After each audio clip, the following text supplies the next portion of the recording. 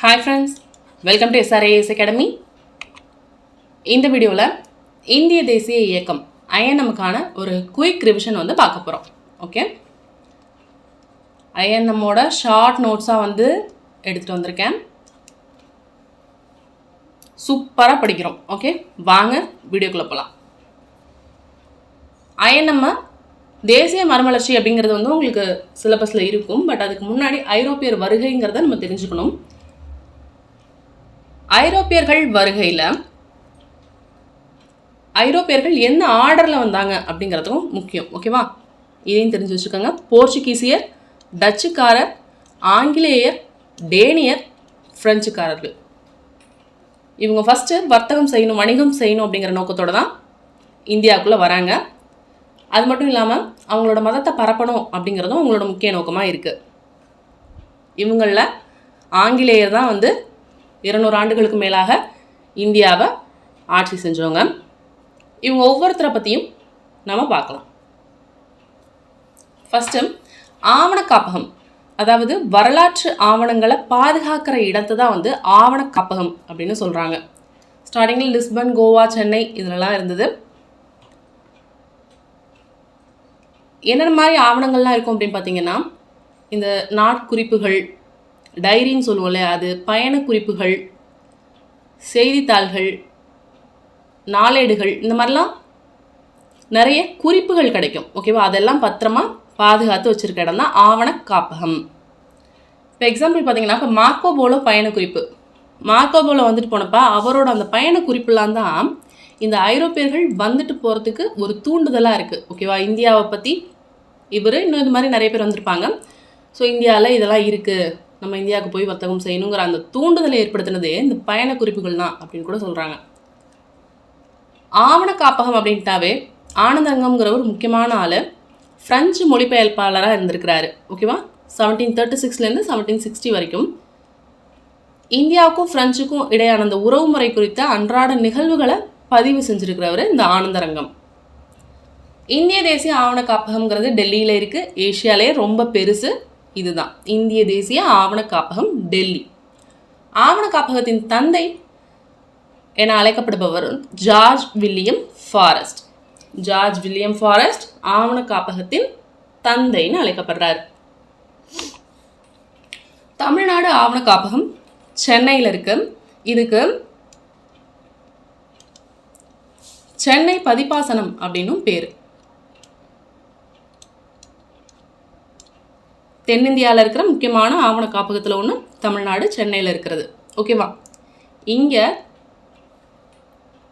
1657 845 வரைக்குமான இந்த டச்சு எந்த பகுதிகள்லாம் பார்த்திங்கன்னா, கொச்சி மற்றும் சோழமண்டலம், இந்த பகுதிகளை சேர்ந்த அந்த பதிவுகளோட தொகுப்புகள் தமிழ்நாடு ஆவண காப்பகத்தில் இருக்குது. அது மட்டும் இல்லாமல் டேனியர்களோட 1777 1845 வரைக்குமான பதிவுகளோட தொகுப்புகளுமே தமிழ்நாடு ஆவண காப்பகத்தில் இருக்குது. 1917 சென்னை நாட்குறிப்பு பதிவுகள் அப்படிங்கிறத உருவாக்குனதுக்கு முக்கியமான காரணம் டாட்வெல். ஓகேவா, இம்பார்ட்டண்ட். சென்னை நாட்குறிப்பு பதிவுகள், டாட்வெல். இந்த ஐரோப்பியர்கள் இந்தியாவில் கட்டின கோட்டைகளில் முக்கியமானது புனித டேவிட் கோட்டை கடலூரில் இருக்குது, புனித பிரான்சிஸ் ஆலயம் கொச்சி, புனித லூயிஸ் கோட்டை பாண்டிச்சேரி, புனித ஜார்ஜ் கோட்டை சென்னை. இது உங்களுக்கு ஒரு மேட்ச் பொறுத்துக மாதிரி கொடுத்துருவாங்க. ஓகேவா, எந்த இடத்துல இருக்குது, எந்த ஊரில் இருக்குது, என்ன கோட்டை அப்படிங்கிறத நம்ம கரெக்டாக மேட்ச் பண்ணணும். இந்தியாவிலே மிகப்பெரிய தேசிய அருங்காட்சியகம் டெல்லியில் இருக்குது. ஓகேவா, இந்தியாவிலே மிகப்பெரிய தேசிய அருங்காட்சியகம் டெல்லியில் இருக்குது. நவீன இந்தியாவோட முதல் நாணயம் 1862 வெளியிடப்படுது. விக்டோரியா ராணிக்கு அப்புறம் 7ஆம் எட்வர்டு இருந்திருப்பாரு, அவரோட உருவம் பொறிச்சு 1862 நவீன இந்தியாவின் முதல் நாணயம் வெளியிடப்படுது. இந்திய ரிசர்வ் வங்கி 1935 ஏற்படுத்தப்பட்டிருக்கும், இது எல்லாருக்கும் தெரியும். இந்திய ரிசர்வ் வங்கியால் 1938 முதல் 5 ரூபாய் நோட்டு 6ஆம் ஜார்ஜ் அவர்களோட உருவம் பொறித்து வெளியிடப்படுது. முதல் 5 ரூபாய் நோட்டு 6ஆம் ஜார்ஜ் உருவம் இருக்குது. ஓகேவா, 1938. ஸோ இதெல்லாம் தான் இந்த வரலாற்று குறிப்புகளை பற்றினது. இனிமேல் ஒவ்வொருத்தரை பற்றியே பார்க்கலாம். ஐரோப்பியர்கள் ஃபஸ்ட்டு நிலவழியாக தான் இந்த வர்த்தகம் எல்லாம் நடந்துட்டு இருந்தது. ஓகேவா, அதுக்கு அடுத்து பார்த்தீங்கன்னா என்ன நடக்குதுன்னா, கான்ஸ்டான்டினோபிள் அப்படிங்கிற பகுதியை கிபி 1453 துருக்கி கைப்பற்றுது. ஓகே, இதனால் இந்தியாவுக்கும் ஐரோப்பாவுக்குமான நிலவழி அப்படிங்கிறது தடை செய்யப்படுது. அப்போ என்ன பண்ணலாம் அப்படின்னு பார்த்தோம்னா, சரி கடல் வழியாக இந்தியாவை போய் அடையலாம் அப்படின்னு பிளான் போடுறாங்க. ஓகேவா, போர்ச்சுகீசியர்கள் வராங்க. இப்போதான் போர்ச்சுகீசிய இளவரசர் ஹென்றி, அவரை வந்து மாலுமி ஹென்றி அப்படின்னும் சொல்லுவோம். இவர் என்ன பண்ணுறாரு, அவங்களோட வீரர்களையும் சரி அவங்களோட மாலுமிக்கள் மற்றவங்களுக்கும் ஒரு அட்வென்ச்சரஸாக இருங்க, போய் மற்ற நாடுகளெல்லாம் கண்டுபிடிங்க, கடல் வழியில் பாதைகளை தேடுங்க, மற்ற நாடுகளை கண்டுபிடிங்க, நம்மளோட மதத்தை பரப்புங்க, வர்த்தகம் செய்யுங்க அப்படின்னு சொல்லி ஊக்குவிக்கிறாரு போர்ச்சுகீசிய இளவரசர் ஹென்றி. இதன்படி 1487 பார்த்தலோமியா டயஸ் இவர் என்ன பண்ணுறாரு, இவருக்கு 2ஆம் ஜான் ஆதரவு தர்றாரு. தென்னாப்பிரிக்காவில் இருக்கிற நன்னம்பிக்கை முனை வரைக்கும் வந்துட்டார். கடல் வழியாக பயணம் செஞ்சு பார்த்தலோமியா டயஸ் வந்துடுவார். வந்ததுக்கப்புறம் திரும்பி போயிடுறாரு. ஓகேவா, இவரை பின்பற்றி வந்தவர் தான் 1498 வாஸ்கோடகாமா வரார். ஓகேவா, இவரை நன்னம்பிக்கை முனையெல்லாம் தாண்டி இந்த பக்கம் வந்து பார்த்தீங்கன்னா இந்திய மாலுமி ஒருத்தர் ஹெல்ப் பண்ணுவார். ஸோ அதன் வழியாக இந்தியாவை வந்து அடைகிறாரு. இந்தியாவில் வாஸ்கோடகாமா வந்தடைந்த இடம் கள்ளிக்கோட்டை. இவருக்கு அங்கே மன்னர் சாமரின் வரவேற்பு அளிக்கிறார். இதுக்கப்புறம் வாஸ்கோடகாமாவை பின்பற்றி ஒருத்தர் ஃபெட்ரோ அல்வாரிஸ் கேப்ரல்னு வராரு. 1500 வராரு. 13 கப்பலில் 100 பேரை கூட்டிகிட்டு வராரு. ஓகேவா, நெக்ஸ்ட் வாஸ்கோடகாமா செகண்ட் டைம் வருவார். ஃபர்ஸ்ட் டைம் வந்தப்பயே அவர் வந்ததுக்கு விட அதிகமான ஒரு 3 மடங்கு பொருட்களை ஏற்றிக்கிட்டு திரும்ப கிளம்புறாரு. செகண்ட் டைம் வரப்போ என்ன பண்ணிட்டு போகிறாரு அப்படின்னா, ஒரு 3 இடங்களில் வர்த்தக மையத்தை ஆரம்பிச்சுட்டு போகிறாரு. கண்ணனூர், கள்ளிக்கோட்டை, கொச்சின், இந்த 3 இடங்கள்லையுமே வாஸ்கோடகாமா வர்த்தக மையத்தை ஆரம்பிக்கிறார். ஓகேவா, ஸோ அந்த வர்த்தக மையம் ஆரம்பிச்சதுங்கிறது வரவேற்பளித்த சாமரின் மன்னர் இருக்கார் இல்லையா, அவருக்கு பிடிக்கலை. ஸோ அவருக்கும் வாஸ்கோடகாமாவுக்கும் பிரச்சனை நடக்குது. போர்ச்சுகீசியர்கள் தான் ஜெயிக்கிறாங்க. முதல் போர்ச்சுகீசிய தலைநகரமாக கொச்சின் அமையுது. ஓகேவா, நெக்ஸ்ட்டு ஃப்ரான்சிஸ் டி அல்மெய்டா 1505 இந்தியாவில் இருக்கிற போர்ச்சுகீசிய பகுதிகளுக்கு ஆளுநராக நியமிக்கப்படுறவர் தான் இந்த அல்மெய்டா. ஓகேவா, நீலநீர் கொள்கை பின்பற்றினவர் யாருன்னு கேட்பாங்க, அது அல்மெய்டா. ஓகே, நீலநீர் கொள்கை கப்பற்படையை பலப்படுத்தி வச்சிருப்பார் இவர். ஆசிய கடற்படை மேலாண்மைங்கிறத 1509 உருவாக்கியிருக்காரு. நீலநீர் கொள்கைனாவே அல்மெய்டா ஞாபகத்துக்கு வந்துடணும் உங்களுக்கு. வாஸ்கோடகாமாவை பொறுத்த வரைக்கும் பார்த்தீங்கன்னா 1524 3வது தடவையாக வருவார். வந்தப்போ இங்கே கொச்சின்லேயே வந்து அவர் இறந்துடுறாரு. ஓகே, நெக்ஸ்ட் பார்க்க போகிறது அல்புகர்க். போர்ச்சுகீசியர்களோட உண்மையான அதிகாரத்தை இந்தியாவில் நிறுவனர் யார் அப்படின்னா அது அல்புகர்க்கு தான். பீஜப்பூர் சுல்தான்கிட்டேருந்து என்ன பண்ணுவாங்க அப்படின்னா கோவாவை 1510 கைப்பற்றுறாரு அல்புகர்க். இவருக்கு அடுத்து பொறுப்பேற்றுக்கிறவர் வந்து நினோடி குன்கா. தலைநகரை கொச்சின்லேருந்து கோவாவுக்கு மாற்றுறாரு நினோடி குன்கா. அது மட்டும் இல்லாமல் குஜராத் பகதூர் ஷாட்டேருந்து பசீன் அப்படிங்கிற பிளேஸை 1534 டையுடாமனை வந்து 1537 சால்சரை வந்து 1548 இதெல்லாம் நினோடி குன்கா கைப்பற்றுறாரு. போர்ச்சுகீசியர்களின் ஆதிக்கம் மேலோங்குது. ஸோ இந்த போர்ச்சுகீசியர்கள் தான் பார்த்தோம்னா இந்தியாவில் புகையிலை சாகுபடி அப்படிங்கிறத அறிமுகமே செஞ்சு வைக்கிறாங்க. ஓகேவா, அதே போல் இந்தியாவில் அச்சு இயந்திரம் கோவாவில் குறிப்பாக 1556 அச்சு இயந்திரத்தை கொண்டு வந்தவங்களும் போர்ச்சுகீசியர்கள் தான். இந்திய மருத்துவ தாவரங்கள் அப்படின்னு 1563 ஒரு நூலை வெளியிடுறாங்க போர்ச்சுகீசியர்கள். போர்ச்சுகீசியர்களை பற்றின முக்கியமான பாயிண்ட்ஸ் இதெல்லாம் தான். நெக்ஸ்ட் பார்க்க போகிறது டச்சுக்காரர்கள். போர்ச்சுகீசியர்களுக்கு அடுத்து வந்தாங்க இல்லையா டச்சுக்காரர்கள். 1602 அவங்க கம்பெனியை நிறுவுறாங்க. இவங்களோட முதல் வர்த்தக மையத்தை மசூலிப்பட்டினத்தில் ஆரம்பிக்கிறாங்க. 1605 இந்த டச்சுக்காரர்கள் என்ன பண்ணுறாங்க அப்படின்னா போர்ச்சுகீசியர்கள்டேருந்து அம்பாயினா அப்படிங்கிற இடத்த கைப்பற்றுறாங்க. ஓகேவா, இவங்களோட ஆரம்ப தலைநகராக பழவேற்காடு தான் இருந்திருக்கு. 1690 இந்த பழவேற்காட்டிலேருந்து நாகப்பட்டினத்துக்கு அவங்களோட தலைநகரை மாற்றுறாங்க. இன்னொரு முக்கியமான விஷயம், டச்சுக்காரர்களை பொறுத்த வரைக்கும் 1623 அம்பாயினா படுகொலையை நிகழ்த்துறாங்க. ஒரு 10 ஆங்கிலேயர்கள், ஒரு 9 ஜப்பானியர்கள், இவங்கெல்லாம் வணிகர்கள். ஓகேவா, இவங்களாம் அந்த அம்பாயினா இடத்துல கொலை செய்கிறாங்க டச்சுக்காரர்கள். ஸோ இதுதான் அந்த அம்பாயினா படுகொலை அப்படிங்கிறது. பழவேற்காட்டில் டச்சுக்காரர்களுக்கு சொந்தமான கெல்ரியா கோட்டை 1613 கட்டப்பட்டது. இங்கேருந்து வைரங்கள்லாம் ஏற்றுமதி செஞ்சுருக்காங்க. கெல்ரியா கோட்டை பழவேற்காட்டில் இருக்குது. 1759 ஃபெடரா போர் ஆங்கிலேயருக்கும் டச்சுக்காரருக்கும் நடந்திருக்கும். அதில் ஆங்கிலேயர் தான் வெற்றி பெறுறாங்க, டச்சுக்காரர்கள் தோற்று போகிறாங்க. ஓகே, நெக்ஸ்ட் பார்க்க போகிறது ஆங்கிலேயர்கள். இங்கிலாந்து ராணி எலிசபெத்திலிருந்து 1600 டிசம்பர் 31 அனுமதி பட்டயம் வாங்குறாங்க. இந்த மாதிரி ஆங்கிலேய கிழக்கிந்திய கம்பெனி அமைச்சுக்கோங்க அப்படின்னு சொல்லி அந்த குழுவில் பார்த்தோம்னா 24 இயக்குநர்களும் ஒரு தலைமை கவர்னரும் இருப்பார். இவங்க சார்பில் 1608 வில்லியம் ஹாக்கின்ஸ் இந்தியாவுக்கு வராரு. வந்து அங்கே முகலாயர்கள் ஆட்சி தான் நடந்துகிட்ருக்கு. அப்போது ஜஹாங்கீர்கிட்ட அனுமதி கேட்குறாரு. இந்த மாதிரி நாங்கள் சூரத்தில் ஒரு வணிக மையம் அமைச்சுக்கிறோம் அப்படின்னு சொல்லி. ஆனால் அவருக்கு அனுமதி கிடைக்கல. திரும்ப 1613 தான் வந்து சூரத்தில் வர்த்தக மையம் அமைச்சுக்க அனுமதி கிடைக்குது. அதுவுமே எப்படி கிடைக்கும் அப்படின்னு பார்த்தோம்னா, ஆங்கிலேயர்கள் வந்து கடலில் ஒரு போர் நடக்கும், ஆங்கிலேயர்களுக்கும் போர்ச்சுகீசியர்களுக்கும். அதில் போர்ச்சுகீசியர்களை ஆங்கிலேயர்கள் தோக்கடிச்சிருவாங்க. ஸோ அதனால் மகிழ்ச்சி அடைந்த ஜஹாங்கீர் தான் என்ன பண்ணுறாரு, இந்த மாதிரி சரி வர்த்தக மையத்தை அமைச்சுக்கோங்க அப்படின்னு சொல்லி அனுமதி கொடுக்குறாரு. மன்னர் James next 1615 sir Thomas row அப்படிங்கிறவர் அனுப்புகிறாரு. அவர் வந்துட்டு ஆக்ரா, அகமதாபாத், புரோச் இந்த இடங்கள்லாம் வர்த்தக மையத்தை அமைச்சிட்டு போகிறாரு. ஆங்கிலேயரோட முதல் வணிக மையம் 1611 வச்சது மசூலிப்பட்டினத்தில். ஓகேவா, கோல்கொண்டா அரசோட துறைமுகம் தான் இந்த மசூலிப்பட்டினம். ஆங்கிலேயர்களின் முதல் வணிக மையம் மசூலிப்பட்டினம். 1639 பிரான்சிஸ் டே அப்படிங்கிற வணிகர் என்ன பண்ணுறாரு அப்படின்னா, ஆங்கிலேய வணிகர் மெட்ராஸை குத்தகைக்கு எடுக்கிறாரு. யார்கிட்ட இருந்து? சந்திரகிரி மன்னராக இருந்த சென்னப்ப நாயக்கர்கிட்டேருந்து.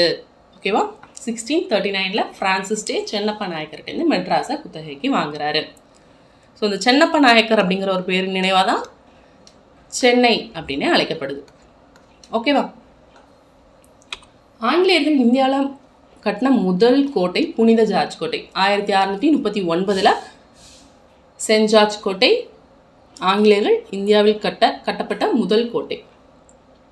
இதுக்கடுத்து இங்கிலாந்தோட மன்னர் 2ஆம் சார்லஸுக்கும் போர்ச்சுகீசிய இளவரசி கேத்தரின் இவங்க 2 பேருக்கும் திருமணம் நடக்குது. இந்த திருமணத்துக்கு சீரா பம்பாயை வந்து கொடுக்குறாங்க. யார்? போர்ச்சுகீசில் கைவசம் இருந்தது இல்லையா, அதனால என்ன பண்ணுறாங்க, இந்த திருமணத்தோட சீரா பம்பாயை 2ஆம் சார்லஸ்க்கு கொடுக்குறாங்க. இதனால் இந்த பம்பாய் என்ன பண்ணுது, அடுத்து பம்பாயை கம்பெனிக்கு கொடுத்துட்றாரு 2ஆம் சார்லஸ். 1668 வெறும் வருஷத்துக்கு 10 பவுண்டு குத்தகைக்கு பம்பாயை ஆங்கிலேய கிழக்கிந்திய கம்பெனி இருக்குல்ல அதுக்கு கொடுத்துட்றாங்க. ஓகேவா, யார் நாட்டை யாருக்கு சீட் கொடுக்குறாங்க அப்படின்னு பாருங்கள்.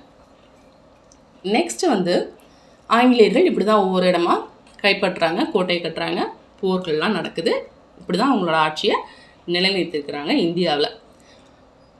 1690 ஜாப் சார்னார்க் அப்படிங்கிறவர் என்ன பண்ணுவார், சுதாநதி அப்படிங்கிற இடம் ப்ளஸ் காலிக்கட்டம் ப்ளஸ் இன்னொரு ஊர் சேர்ந்து வங்காளம்னு அழைக்கப்படுறது தான் இப்போது. ஓகேவா, இந்த இடத்துல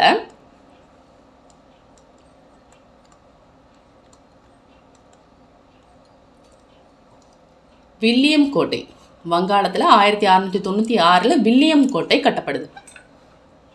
இதுக்கப்புறம் 1757 நடந்த பிளாசி போரும் 1764 நடந்த பக்சார் போரும் ஆங்கிலேயருக்கு மிக முக்கியமான போர்கள். ஆங்கிலேயருக்கு பற்றின இம்பார்ட்டன்ட் பாயிண்ட்ஸ் இதுதான். நெக்ஸ்ட் பார்க்க போகிறது டேனியர்கள்.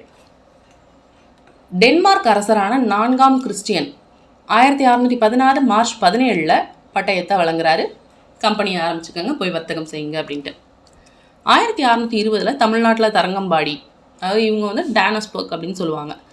1676 வங்காளத்தில் செராம்பூர் வந்து தலைமையிடமாக கொண்டு டேனியர்கள் வராங்க. குடியேற்றங்கள்லாம் நிறைய இருக்குது அவங்களுக்கு.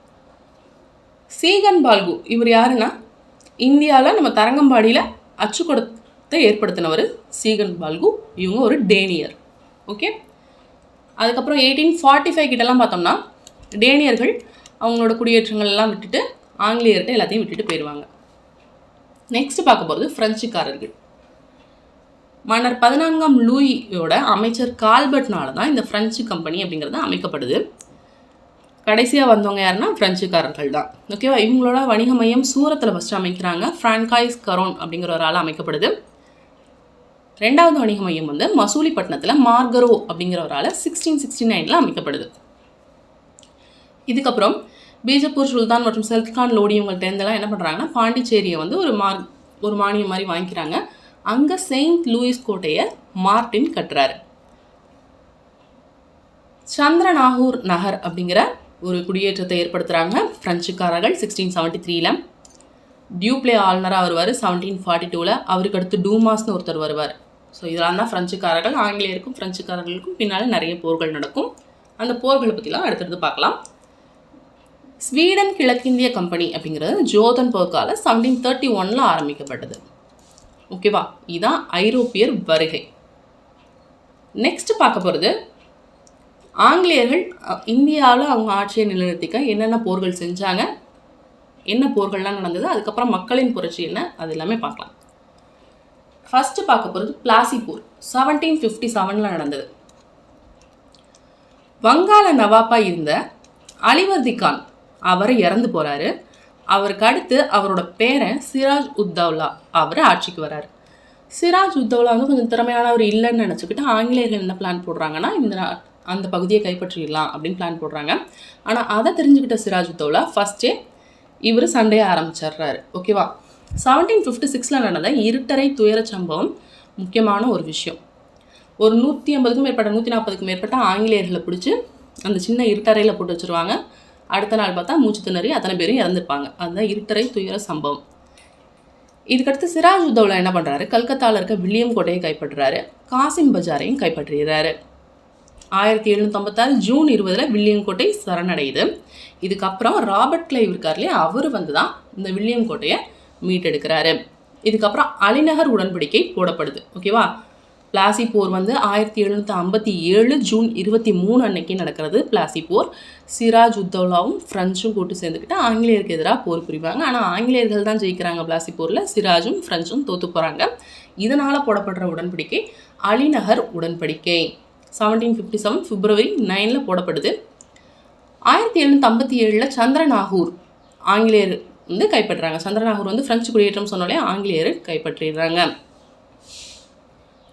இவங்களுக்கு அடுத்து பிளாசி போர் முடிவடைஞ்சதுக்கப்புறம் என்ன ஆகும்னா, பெரிய அளவில் அந்த கஜானா கருவூலம் இருக்கு இல்லையா, கருவூலத்தை ஆங்கிலேயர் எடுத்துடுறாங்க. அது அவங்களுக்கு அவங்க இராணுவத்தை பலப்படுத்துறதுக்கு ரொம்ப ஹெல்ப்ஃபுல்லாக இருந்திருக்கு.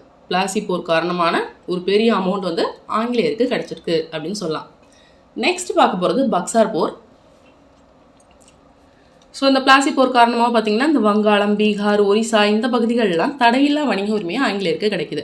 வங்காளத்தில் 24 பர்கானா அப்படிங்கிற பகுதியுமே வந்து ஆங்கிலேயருக்கு கிடைக்குது. மீர் ஜாபர் வந்து பதவியில் இருந்திருப்பார். ஸோ அவரை பதவியிலேருந்து நீக்கிட்டு மீர் காசிம் பதவியில் கொடுக்குறாங்க. வங்காள நவாப்பா கொடுக்குறாங்க ஆங்கிலேயர்கள். அவர் தலைநகரம் முர்ஷிதாபாத்லேருந்து மாங்கிற்கு மாற்றுறாரு. இதுக்கப்புறம் என்ன நடக்கும் அப்படின்னா, மீர் காசிம் தானே போஸ்டிங்கில் போட்டிருக்காங்க. இவர் என்ன பண்ணுறாரு, தஸ்தத் அப்படின்னு சொல்லப்படுற ஒரு சுங்க வரியில் வந்து இவர் பண்ண ஒரு மாற்றம் வந்து ஆங்கிலேயருக்கு பிடிக்கலை. அதனால் மீர் காசிமை விரட்டி அடிச்சிருவாங்க. ஸோ மீர் காசிம் 2ஆம் ஷா ஆலத்துக்கிட்டையும் சுஜா உத்தௌலாக்கிட்டையும் போய் ஆதரவு கேட்டு இவங்க 3 பேரும் சேர்ந்து ஆங்கிலேயரோட புரிகிற போர் தான் பக்சார் போர். பக்சாருங்கிற இடம் எங்கே இருக்குது அப்படின்னா, பீகார் பாட்னா கிட்ட ஒரு 130 கிலோமீட்டர் தாண்டி இருக்கிறது தான் பக்சார் அப்படிங்கிற இடம். அங்கே நடந்த போர் தான் பக்சார் போர். 1764 அக்டோபர் 22 நடக்கிறது பக்சார் போர். இதுக்கப்புறம் என்ன பண்ணுறாங்க, ஆங்கிலேயர்கள் ஜெயிச்சிடுறாங்க. மீர் ஜாபரை மீண்டும் அரியணையில் ஏற்றுறாங்க. ஸோ மீர் ஜாபர் இறந்துருவார். அதுக்கப்புறம் நிஜாம் உத்தௌலா அப்படிங்கிறவரையும் பொறுப்புக்கு வராரு. இந்த பக்சார் போரில் போடப்பட்ட உடன்படிக்கை என்னன்னு பார்த்தோம்னா அலகாபாத் உடன்படிக்கை. இந்த உடன்படிக்கையின்படி பக்சார் போர் முடிவுக்கு வருது. 1765 பிப்ரவரி 20 அலகாபாத் உடன்படிக்கை. ராபர்ட் கிளைவ் வந்து இங்கே தான் ஒரு இரட்டை ஆட்சி அப்படிங்கிறத வங்காளத்தில் அறிமுகப்படுத்துகிறார் ராபர்ட் கிளைவ். ஓகேவா? இந்திய இராணுவம் மட்டும் இல்லாமல், உங்கள் இராணுவம் மட்டும் இல்லாமல், ஆங்கிலேயர்களோட கம்பெனியோட ஒரு துணை இராணுவத்தையும் பக்கத்தில் வச்சுருப்போம் அப்படின்னு சொல்லி இரட்டை ஆட்சியை ராபர்ட் கிளைவ் வங்காளத்தில் அறிமுகம் செய்கிறாரு. ஓகே, பிளாசி போர், பக்சார் போர் பார்த்தாச்சு. நெக்ஸ்ட்டு பார்க்க போகிறது கர்நாடக போர். 3 கர்நாடக போர்கள் நடக்கும். முதல் கர்நாடக போர், 2ஆம் கர்நாடக போர், 3ஆம் கர்நாடக போர். ஓகேவா? ஐரோப்பாவில் பிரிட்டனுக்கும் ஃப்ரான்ஸுக்கும் தான் அந்த ஆஸ்திரிய வாரிசுரிமை போர் அப்படிங்கிறது நடக்குது. அதோட தாக்கம் தான் இங்கே கர்நாடக போர்களாக இருக்குது, ஆங்கிலேயர்களுக்கும் ஃப்ரெஞ்சுக்காரர்களுக்கும். ஓகேவா? அடையாறு போருங்கிறது பார்க்கலாம். 1746 சாந்தோம் பகுதியில் நடக்குது. கர்நாடக நவாப்பா இருக்க அன்வாருதீனுக்கும் ஃப்ரெஞ்சுக்காரர்களுக்கும் நடக்கிறது. ஓகேவா? அன்வாருதீன் வந்து பிரிட்டிஷ் சப்போர்ட்டுக்கு கூப்பிட்டுக்கிறாரு. ஃப்ரெஞ்சுக்கு கேப்டன் பாரடைஸ் தலைமை தாங்குறாரு. முதல் கர்நாடக போரில் ஐலா சஃபேல் உடன்படிக்கை போடப்படுது. ஐலா சஃபேல் உடன்படிக்கை வந்து ஃபாரினில் போடுவாங்க. ஓகேவா? அதன் காரணமாக இந்த முதல் கர்நாடக போர் அப்படிங்கிறது முடிவுக்கு வருது. என்ன பண்ணுறாங்க அப்படின்னா 1748 ஐலா சஃபேல் உடன்படிக்கை, ஆங்கிலேயரை வந்து சென்னை பகுதியை வச்சுக்கோங்க, ஃப்ரான்ஸ் வந்து வட அமெரிக்காவை எடுத்துக்கோங்க அப்படின்னு சொல்லி ஒரு ஒப்பந்தம் போட்டுக்கிறாங்க. நெக்ஸ்ட்டு 2ஆம் கர்நாடக போர். கர்நாடகத்திலையும் ஹைதராபாத்லேயும் வாரிசுரிமை போர் நடக்குது. ஓகேவா? கர்நாடகத்தில் அன்வாருதீனுக்கும் சந்தா சாஹிப்புக்கும், ஹைதராபாத்தில் நாசிர் ஜங்க்கும் முசாபர் ஜங்குக்கும் நடக்குது. ஓகே, இதுக்கு தான் ஆம்பூர் போர் 1749 நடக்குது. ஃப்ரெஞ்சுக்கு டியூப்ளே வந்து தலைமை தாங்குறாரு. சந்தா சாஹிப்பும் முசாபர் சங்கும் சேர்ந்துக்கிறாங்க. ஓகேவா? இந்த சந்தா சாஹிப்பும் முசாபர் சங்கும் சேர்ந்து அன்வாருதீனுக்கு எதிராக போர் செய்கிறாங்க. அன்வாருதீன் தோத்துறாரு, சந்தா சாஹிப் முசாபர் ஜங் ஜெயிக்கிறாங்க. ஓகேவா? அன்வாருதீனுக்கு கூட இருந்த முகமது அலி என்ன பண்ணுறாருன்னா திருச்சிக்கு தப்பி போயிடுவார். சந்தா சாஹிப் இப்போ நவாப்பா ஆயிடுறாரு. ஆனதுக்கப்புறம் பாண்டிச்சேரியில், ஏன்னா இவங்களுக்கு வந்து சந்தா சாஹிப்க்கு யார் ஹெல்ப் பண்ணியிருக்காங்க? ஃப்ரெஞ்சு வந்து ஹெல்ப் பண்ணியிருக்காங்க. டியூப்ளே ஹெல்ப் பண்ணியிருக்காரு இல்லையா? அப்போ அவங்களுக்கு ஒரு சன்மானம் வந்து கொடுத்தாகணும். அதனால் பாண்டிச்சேரியில் இருக்க ஒரு 80 கிராமத்தை ஃப்ரெஞ்சுக்கு கொடுத்துட்றாரு சந்தா சாஹிப். முசாபர் ஜங்கை வந்து ஹைதராபாத்துக்கு நிசாமாக போட்டுடுறாரு. ஓகேவா? டியூப்ளே ஆளுநராக இருக்கார். இதுதான் 2ஆம் கர்நாடக போரில் நடக்கிற விஷயங்கள். ஆற்காடு போர்னு 1751 நடக்குது. டியூப்ளே என்ன பண்ணுறதுன்னா திருச்சி கோட்டையை முற்றுகையிட்டு இருக்கார். அதே சமயத்தில் ராபர்ட் கிளைவ் என்ன பண்ணுவார்? போய் ஆற்காட்டை தாக்குறாரு. சந்தா சாஹிப்பை திருச்சியில் கொலை செஞ்சிடுறாரு ராபர்ட் கிளைவ். ஓகேவா? முகமது அலியை நவாபாக மாற்றிடுறாங்க. முகமது அலி தப்பிச்சு ஓடினாருன்னு சொன்னோம் இல்லையா? இந்த முகமது அலியை இப்போ நவாபாக மாற்றிடுறாங்க. டியூப்ளே திரும்பிடுவார். பாண்டிச்சேரி உடன்படிக்கை 1755 போடப்படுது. நெக்ஸ்ட் பார்க்க போகிறது 3ஆம் கர்நாடக போர். கவுண்டி லாலி ஃப்ரெஞ்சு ஆளுநராக இருக்கிறாரு. கடலூர் டேவிட் கோட்டையை கைப்பற்றுறாங்க. ஸோ புஸ்ஸி மற்றும் கவுண்டி லாலி இணைந்து கர்நாடகாவில் ஆங்கிலேயரை விரட்டுறாங்க. ஓகேவா? ராபர்ட் கிளைவ் என்ன பண்ணுறாரு அப்படின்னா ஆந்திரா மற்றும் ஒடிசாவுக்கு ராபர்ட் கிளைவை அனுப்புகிறாரு கர்னல் போன். வந்தவாசி போர் நடக்குது 3ஆம் கர்நாடக போரில். அடையாறு போர் வந்து ஃபஸ்ட்டு கர்நாடக போரில் வரும். ஆம்பூர் போரும் ஆற்காடு போரும் 2வது இதில் வரும். 3வது போரில் வந்து பார்த்தோம்னா வந்தவாசி போர் நடக்குது 1760 ஜனவரி 22. ஜெனரல் அயர்ஹுட்டுக்கும் லாலிக்கும் நடக்கிறது. ஓகேவா? அயர்ஹுட் ஜெயிக்கிறாரு, லாலி தோத்துறாரு. பாரிஸ் உடன்படிக்கை 1763 போடப்படுது. ஓகே, இதுதான் கர்நாடக போர்கள். நெக்ஸ்ட்டு பார்க்க போகிறது மைசூர் போர். மைசூர் போர் அப்படிங்கிறது வந்து ஹைதர் அலி இருக்கார் இல்லையா? அவரும் அவர் மகன் திப்பு சுல்தானும் சேர்ந்து ஆங்கிலேயர்களுக்கு எதிராக நடக்கிறதா இந்த மைசூர் போர். முதல் மைசூர் போரில் ஹைதர் அலி இவங்களுக்கு ஒரு எதிரான ஒரு கூட்டணியில் மராத்தியர், ஹைதராபாத் நிசாம், ஆங்கிலேயர் 3 பேரும் சேர்ந்து போர் புரிகிறாங்க. ஆனால் ஹைதர் அலி ஜெயிக்கிறாரு. மராத்தியர்கள் இவங்க 3 பேரும் ஹைதராபாத் நிசாம், ஆங்கிலேயர்கள் தோற்று போகிறாங்க. ஓகேவா? மங்களூரை கைப்பற்றுறாங்க. இது போக மதராஸ் படையெடுப்பு நடக்குது. மதராஸ் உடன்படிக்கை போடப்படுது முதல் மைசூர் போரில். 2ஆம் மைசூர் போர் அப்படிங்கிறது மராத்தியருக்கும் ஆங்கிலேயர் ஹைதர் அலிக்கும் நடக்கிறது. ஓகேவா? 1771 ஹைதர் அலி, மராத்தியர், நிசாம் இவங்க 3 பேரும் சேர்ந்துட்டு ஆங்கிலேயர் கூட சண்டை போடுறாங்க. இவங்களுக்குள்ள ஒரு ஒப்பந்தம் போட்டிருப்பாங்க. ஸோ மராத்தியர், ஹைதர் அலி இவங்கெல்லாம் சேர்ந்துக்கிட்டு ஆங்கிலேயர் எதிராக வந்தால் நீ வந்து எனக்கு சப்போர்ட் பண்ணணும் அப்படின்னு சொல்லி ஒரு ஒப்பந்தம் போட்டிருப்பாங்க. ஆனால் அதை மீறிடுவாங்க, வந்து ஹெல்ப் பண்ண மாட்டாங்க. நிஜாம், மராத்தியர்கள் வந்து ஹெல்ப் பண்ண மாட்டாங்க. ஸோ இவங்களுக்கு அகெயின்ஸ்டாகவே போவாங்க. ஸோ இவங்களுக்குள்ளே ரிப்பீட்டடாக நடக்கும். ஃபஸ்ட்டு மராத்தியர், ஹைதராபாத் நிஜாம், ஆங்கிலேயர்கள், ஹைதர் அலி இவங்களுக்குள்ளே மாற்றி மாற்றி நடக்கிறது தான் இந்த மைசூர் போர்கள். அதுவே ஓகே. ஹைதர் அலி 1782 இறந்துடுறாரு. திப்பு சுல்தான் அடுத்த ஆட்சிக்கு வர்றாரு. ஓகேவா? அவர் என்ன பண்ணுறாரு, மேத்யூஸுங்கிறவரை கைது பண்ணுறாரு. மங்களூர் உடன்படிக்கை போடப்படுது. அப்போது கவர்னர் ஜெனரலாக இருந்தவர் வாரன் ஹேஸ்டிங்ஸ். 3ஆம் மைசூர் போர் நடக்குது. யாருக்குன்னா ஹைதர் அலி இறந்துட்டாரா, அவரோட பையன் திப்பு சுல்தானுக்கும் இந்த 3 பேர் கொண்ட கூட்டணிக்கும் நடக்கும். ஓகே, திருவிதாங்கூரை திப்பு தாக்குறாரு. ஆளுநர் காரன் வாலிஸ் அதுக்கு தலைமையேற்றுறாரு. ஸ்ரீரங்கப்பட்டின உடன்படிக்கை போடப்படுது. ஓகேவா? திப்பு சில நிபந்தனைகளுக்கு உள்ளாக்கப்படுறாரு. 3.6 கோடி ஆங்கிலேயர்களுக்கு திப்பு கொடுக்கணும். அவங்களோட 2 மகன்களையும் பிணை கைதிகளாக அனுப்பணும்.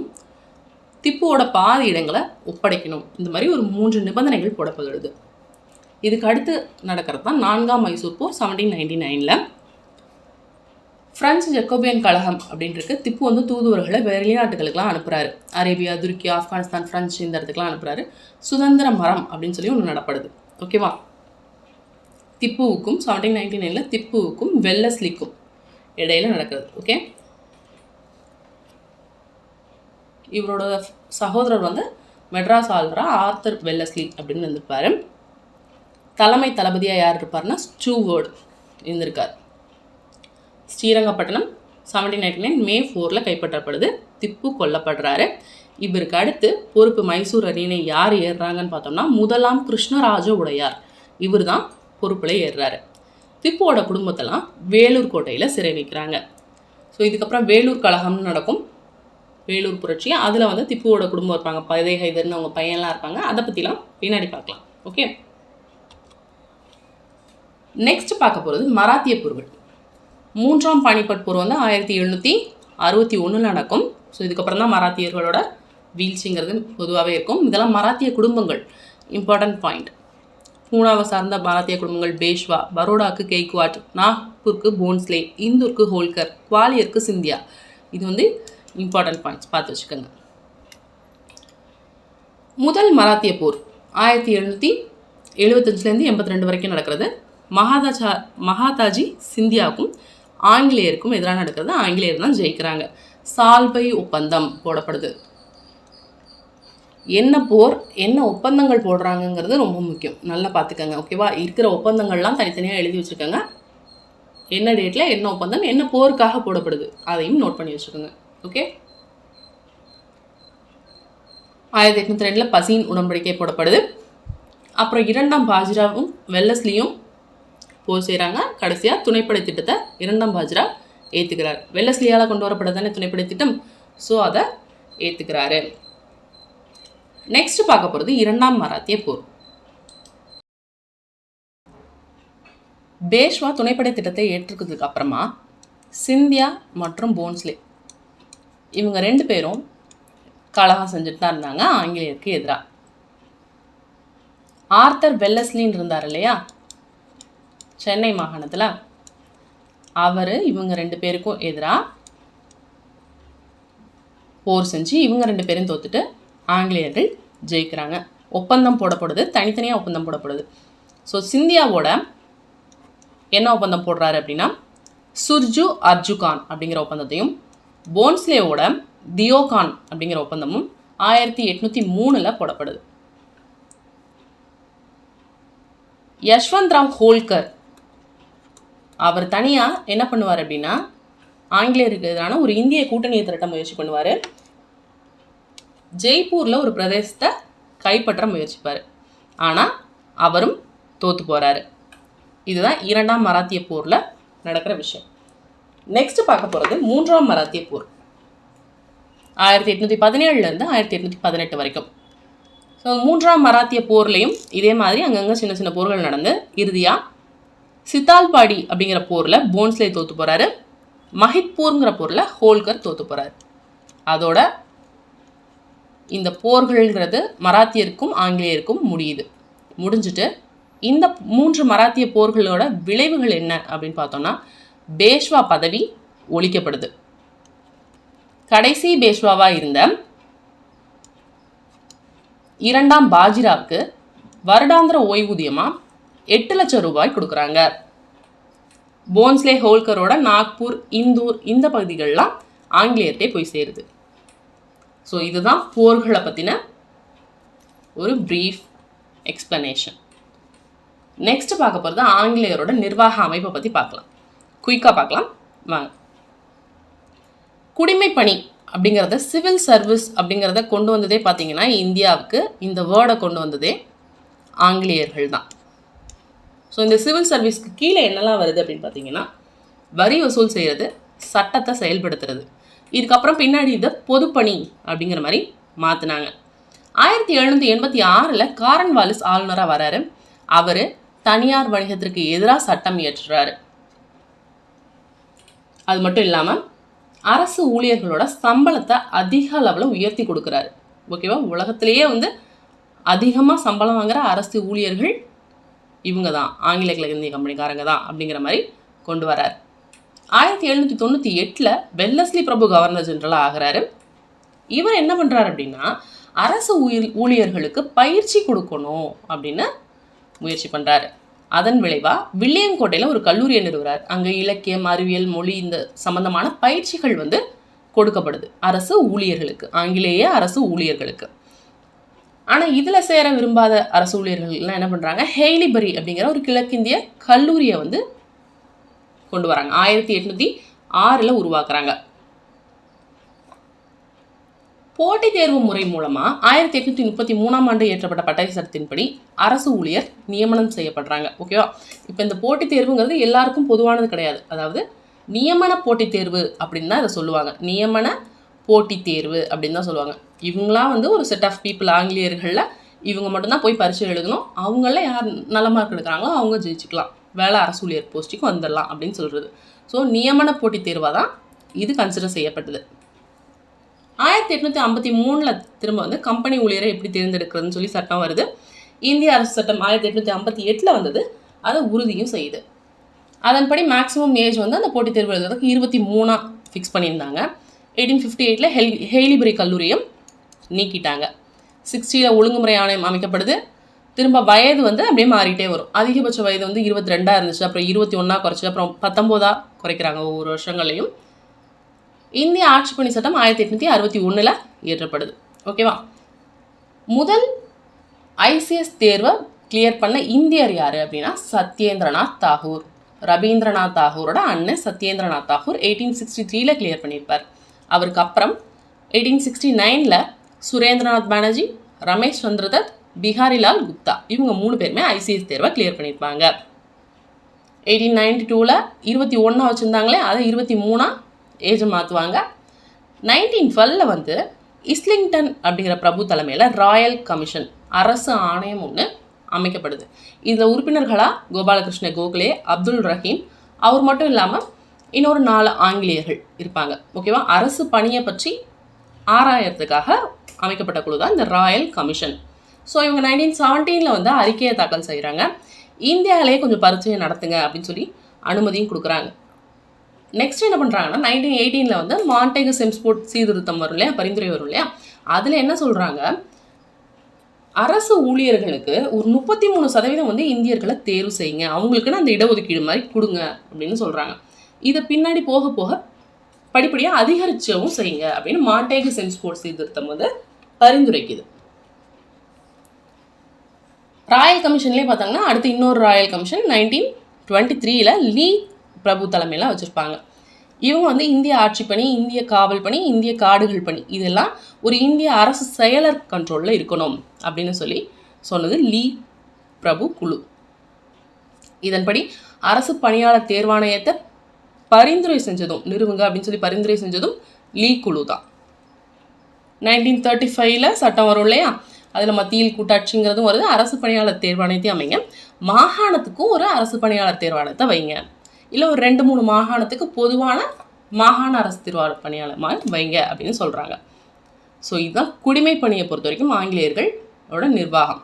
நெக்ஸ்ட்டு இராணுவத்தை பற்றி பார்த்தோம்னா அது 2வது முக்கிய துறையாக இருந்திருக்கு. வங்காளம், மதராஸ், பம்பாய் இந்த 3 இடங்கள்லையுமே அவங்களோட படைப்பிரிவுகளை இராணுவத்தில் வச்சுருந்தாங்க ஆங்கிலேயர்கள். இது மட்டும் இல்லாமல் பார்த்தோன்னா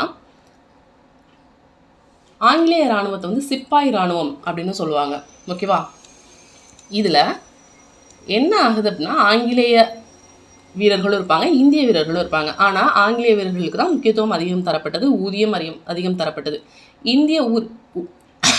இந்திய வீரர்களுக்கெல்லாம் 1856 வாக்கில் பார்த்தோன்னா வெறும் 300 ரூபாய் தான் மாத சம்பளமாகவே வழங்கப்பட்டிருக்கு. ஓகேவா? பதவி உயர்வை பொறுத்த வரைக்கும் பார்த்தோம்னா ஆங்கிலேயர்களுக்கு மட்டும்தான் பதவி உயர்வு அப்படிங்கிறது இராணுவத்தில் வழங்கப்பட்டிருக்கு. ஸோ இதுதான் பின்னாடி இந்த 1857 கழகம் வரதுக்கெல்லாம் முக்கிய காரணமாக அமையுது. ஆங்கிலேயர்களோட காவல்துறை வந்து திவானி அப்படிங்கிறது வரி வசூலுங்கிறது வங்காளத்தில் 1765 பவுஜ்தார் அப்படிங்கிற ஒரு கிராம நிர்வாகி இருக்கிறாரு. காவல் அலுவலராக கொத்வால் அப்படிங்கிறவர் இருக்காரு. ஓகேவா? அந்த போஸ்டிங்க்கு பேர் அதெல்லாம். இந்தியாவில் முதலாக காவல்துறையை ப்ராப்பராக கொண்டு வந்தவர் யாருன்னா 1791 காரன் வாலிஸ் அவர் தான் கொண்டு வந்திருப்பார். கிராம காவலர்கள்லாம் சௌகிதார்கள் அப்படின்னு அழைக்கப்படுறாங்க. ஸோ காரன் வாலிஸ் கொண்டு வந்ததை பொறுத்த வரைக்கும் தரோகா அப்படின்னு சொல்லப்படுது, சரகங்கள் இல்லை தானாக்கள் அப்படின்னு சொல்லலாம். 1802 வந்து மதராஸ்லேயும் இந்த சரகங்கள் அப்படிங்கிறது பின்பற்றப்பட்டு வருது. நீதித்துறையில் 1772 இரட்டை ஆட்சி முறையை ஒழிச்சிடுறாங்க. சிவில் வழக்குகளை விசாரிக்கிறதுக்கு திவானி அதாலத்தும் குற்றவியல் வழக்குகளை விசாரிக்கிறதுக்கு பவுஜ்தாரி அதாலத்தும் கொண்டு வராங்க. 1773 ஒழுங்குமுறை சட்டம் வந்துச்சு. அந்த சட்டத்தின்படி கல்கத்தா உச்சநீதிமன்றம் ஏற்படுத்தப்பட்டது. அதன்படி 1801 மதராஸ்லேயும் 1823 பம்பாயிலையும் உச்சநீதிமன்றங்களாக அமைக்கிறாங்க. அதுக்கப்புறம் அதை வந்து உயர்நீதிமன்றங்களாக மாற்றிடுவாங்க. 1861 இந்திய உயர்நீதிமன்ற சட்டத்தின்படி கல்கத்தா, மதராஸ், பம்பாயெல்லாம் உயர்நீதிமன்றமாக மாற்றம் செய்யப்படுது. வில்லியம் பென்னிங் வந்து ஜூரி அப்படிங்கிற அதிகார முறையை கொண்டு வராரு. வங்காளத்தோட முதல் உச்சநீதிமன்ற நீதிபதி சர் எலிஜா இம்பே. மதராஸில் முதல் இந்திய தலைமை நீதிபதி யார் அப்படின்னு பார்த்தோம்னா அது டி முத்துசாமி. இம்பார்ட்டன்ட் பாயிண்ட் இது ரெண்டும். ஓகேவா? இதான் ஆங்கிலேயர்களோட குடிமைப்பணி, இராணுவம், நீதித்துறை இதெல்லாம். நெக்ஸ்ட் வந்து இவங்க கொண்டு வந்த இந்த 2 முக்கியமான திட்டங்கள் துணைப்படை திட்டம், வாரிசுலப்பு கொள்கை. அதை பற்றி பார்க்கலாம். வெல்லஸ்லியால் கொண்டு வரப்பட்டது தான் துணைப்படை திட்டம் 1798. துணைப்படை திட்டத்தில் இணைந்த முதல் அரசு பார்த்தோம்னா ஹைதராபாத் 1798 இணைஞ்சிருக்கும். இதெல்லாம் துணைப்படை திட்டத்தில் இணைந்த மற்ற சுதேச அரசுகள் எந்தெந்த இயர் அப்படிங்கிறத நம்ம பார்த்துக்கணும். ஸோ இந்த துணைப்படை திட்டம் அப்படிங்கிறது என்னன்னா ஆங்கிலேயர்களோட இராணுவத்தை கொண்டு வந்து சுதேச அரசுகளில் நிறுத்திடுவாங்க. இதுதான் துணைப்படை திட்டம். ஓகேவா? சுதேச அரசுகள்லாம் என்ன பண்ணோம், அவங்க இராணுவத்தை கலைச்சிட்டு ஆங்கிலேயரோட இராணுவத்தை கொண்டு வந்து அவங்களுக்கு வச்சுக்கணும். அவங்களுக்கான பராமரிப்பு செலவையும் சரி, அந்த படைக்கான சம்பளம்லேருந்து எல்லாமே வந்து சுதேச அரசுகள் தான் பார்த்துக்கணும். அவங்களுக்கு தலைமையாக வந்து அவங்களோட ஆங்கிலேய அதிகாரி வந்து ஒருத்தர் இருப்பார், இவங்க ஹெட் குவார்ட்டர்ஸில். ஓகேவா? இப்படி தான் கொண்டு வந்து பண்ணுவாங்க. இது மட்டும் இல்லாமல் வேறு ஐரோப்பியர்கள் யாராவது இருந்தாங்கன்னாலும், இப்போ ஃப்ரெஞ்சுக்காரர்கள் இருக்காங்கன்னா அவங்களாம் வெளியேற்றிடணும். இதெல்லாம் தான் துணைப்படை திட்டத்தில் சேர்கிற அரசுகளோட கண்டிஷன்ஸ் இதெல்லாம். நெக்ஸ்ட் பார்த்தோம்னா வாரிசிலப்பு கொள்கை. இது 1848 டல்ஹௌசியால் கொண்டு வரப்பட்டது தான் வாரிசிலப்பு கொள்கை.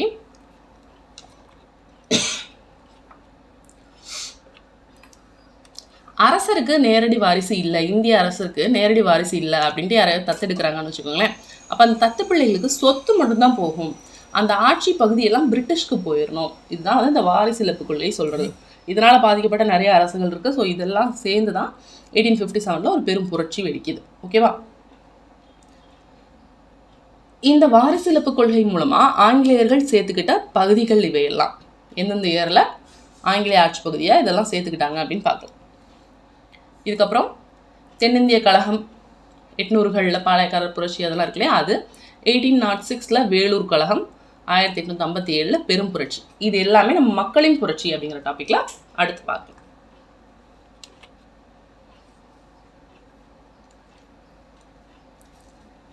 ஆங்கிலேயர்கள் என்ன மாதிரி வரி வசூல் செஞ்சாங்க?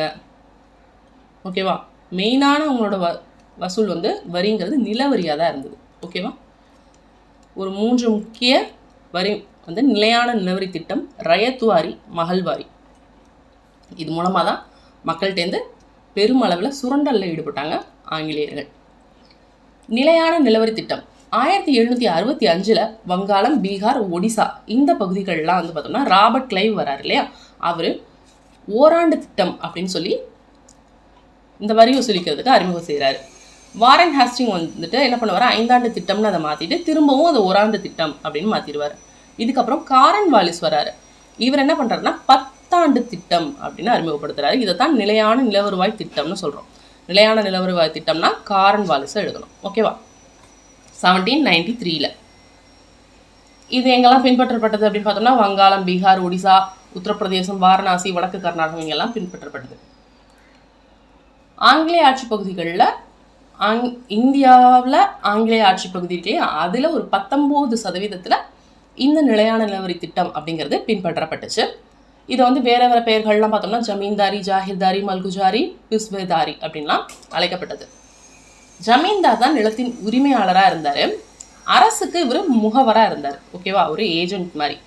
வசூலிக்கிறதுல 11ல் 10 பங்கை வந்து வரியாக கொடுத்துடணும் ஜமீன்தார் அரசுக்கு. இதுதான் நிலையான நிலவரி திட்டத்தோட கான்செப்ட். நெக்ஸ்ட் பார்க்க போகிறது ரயத்து வாரி.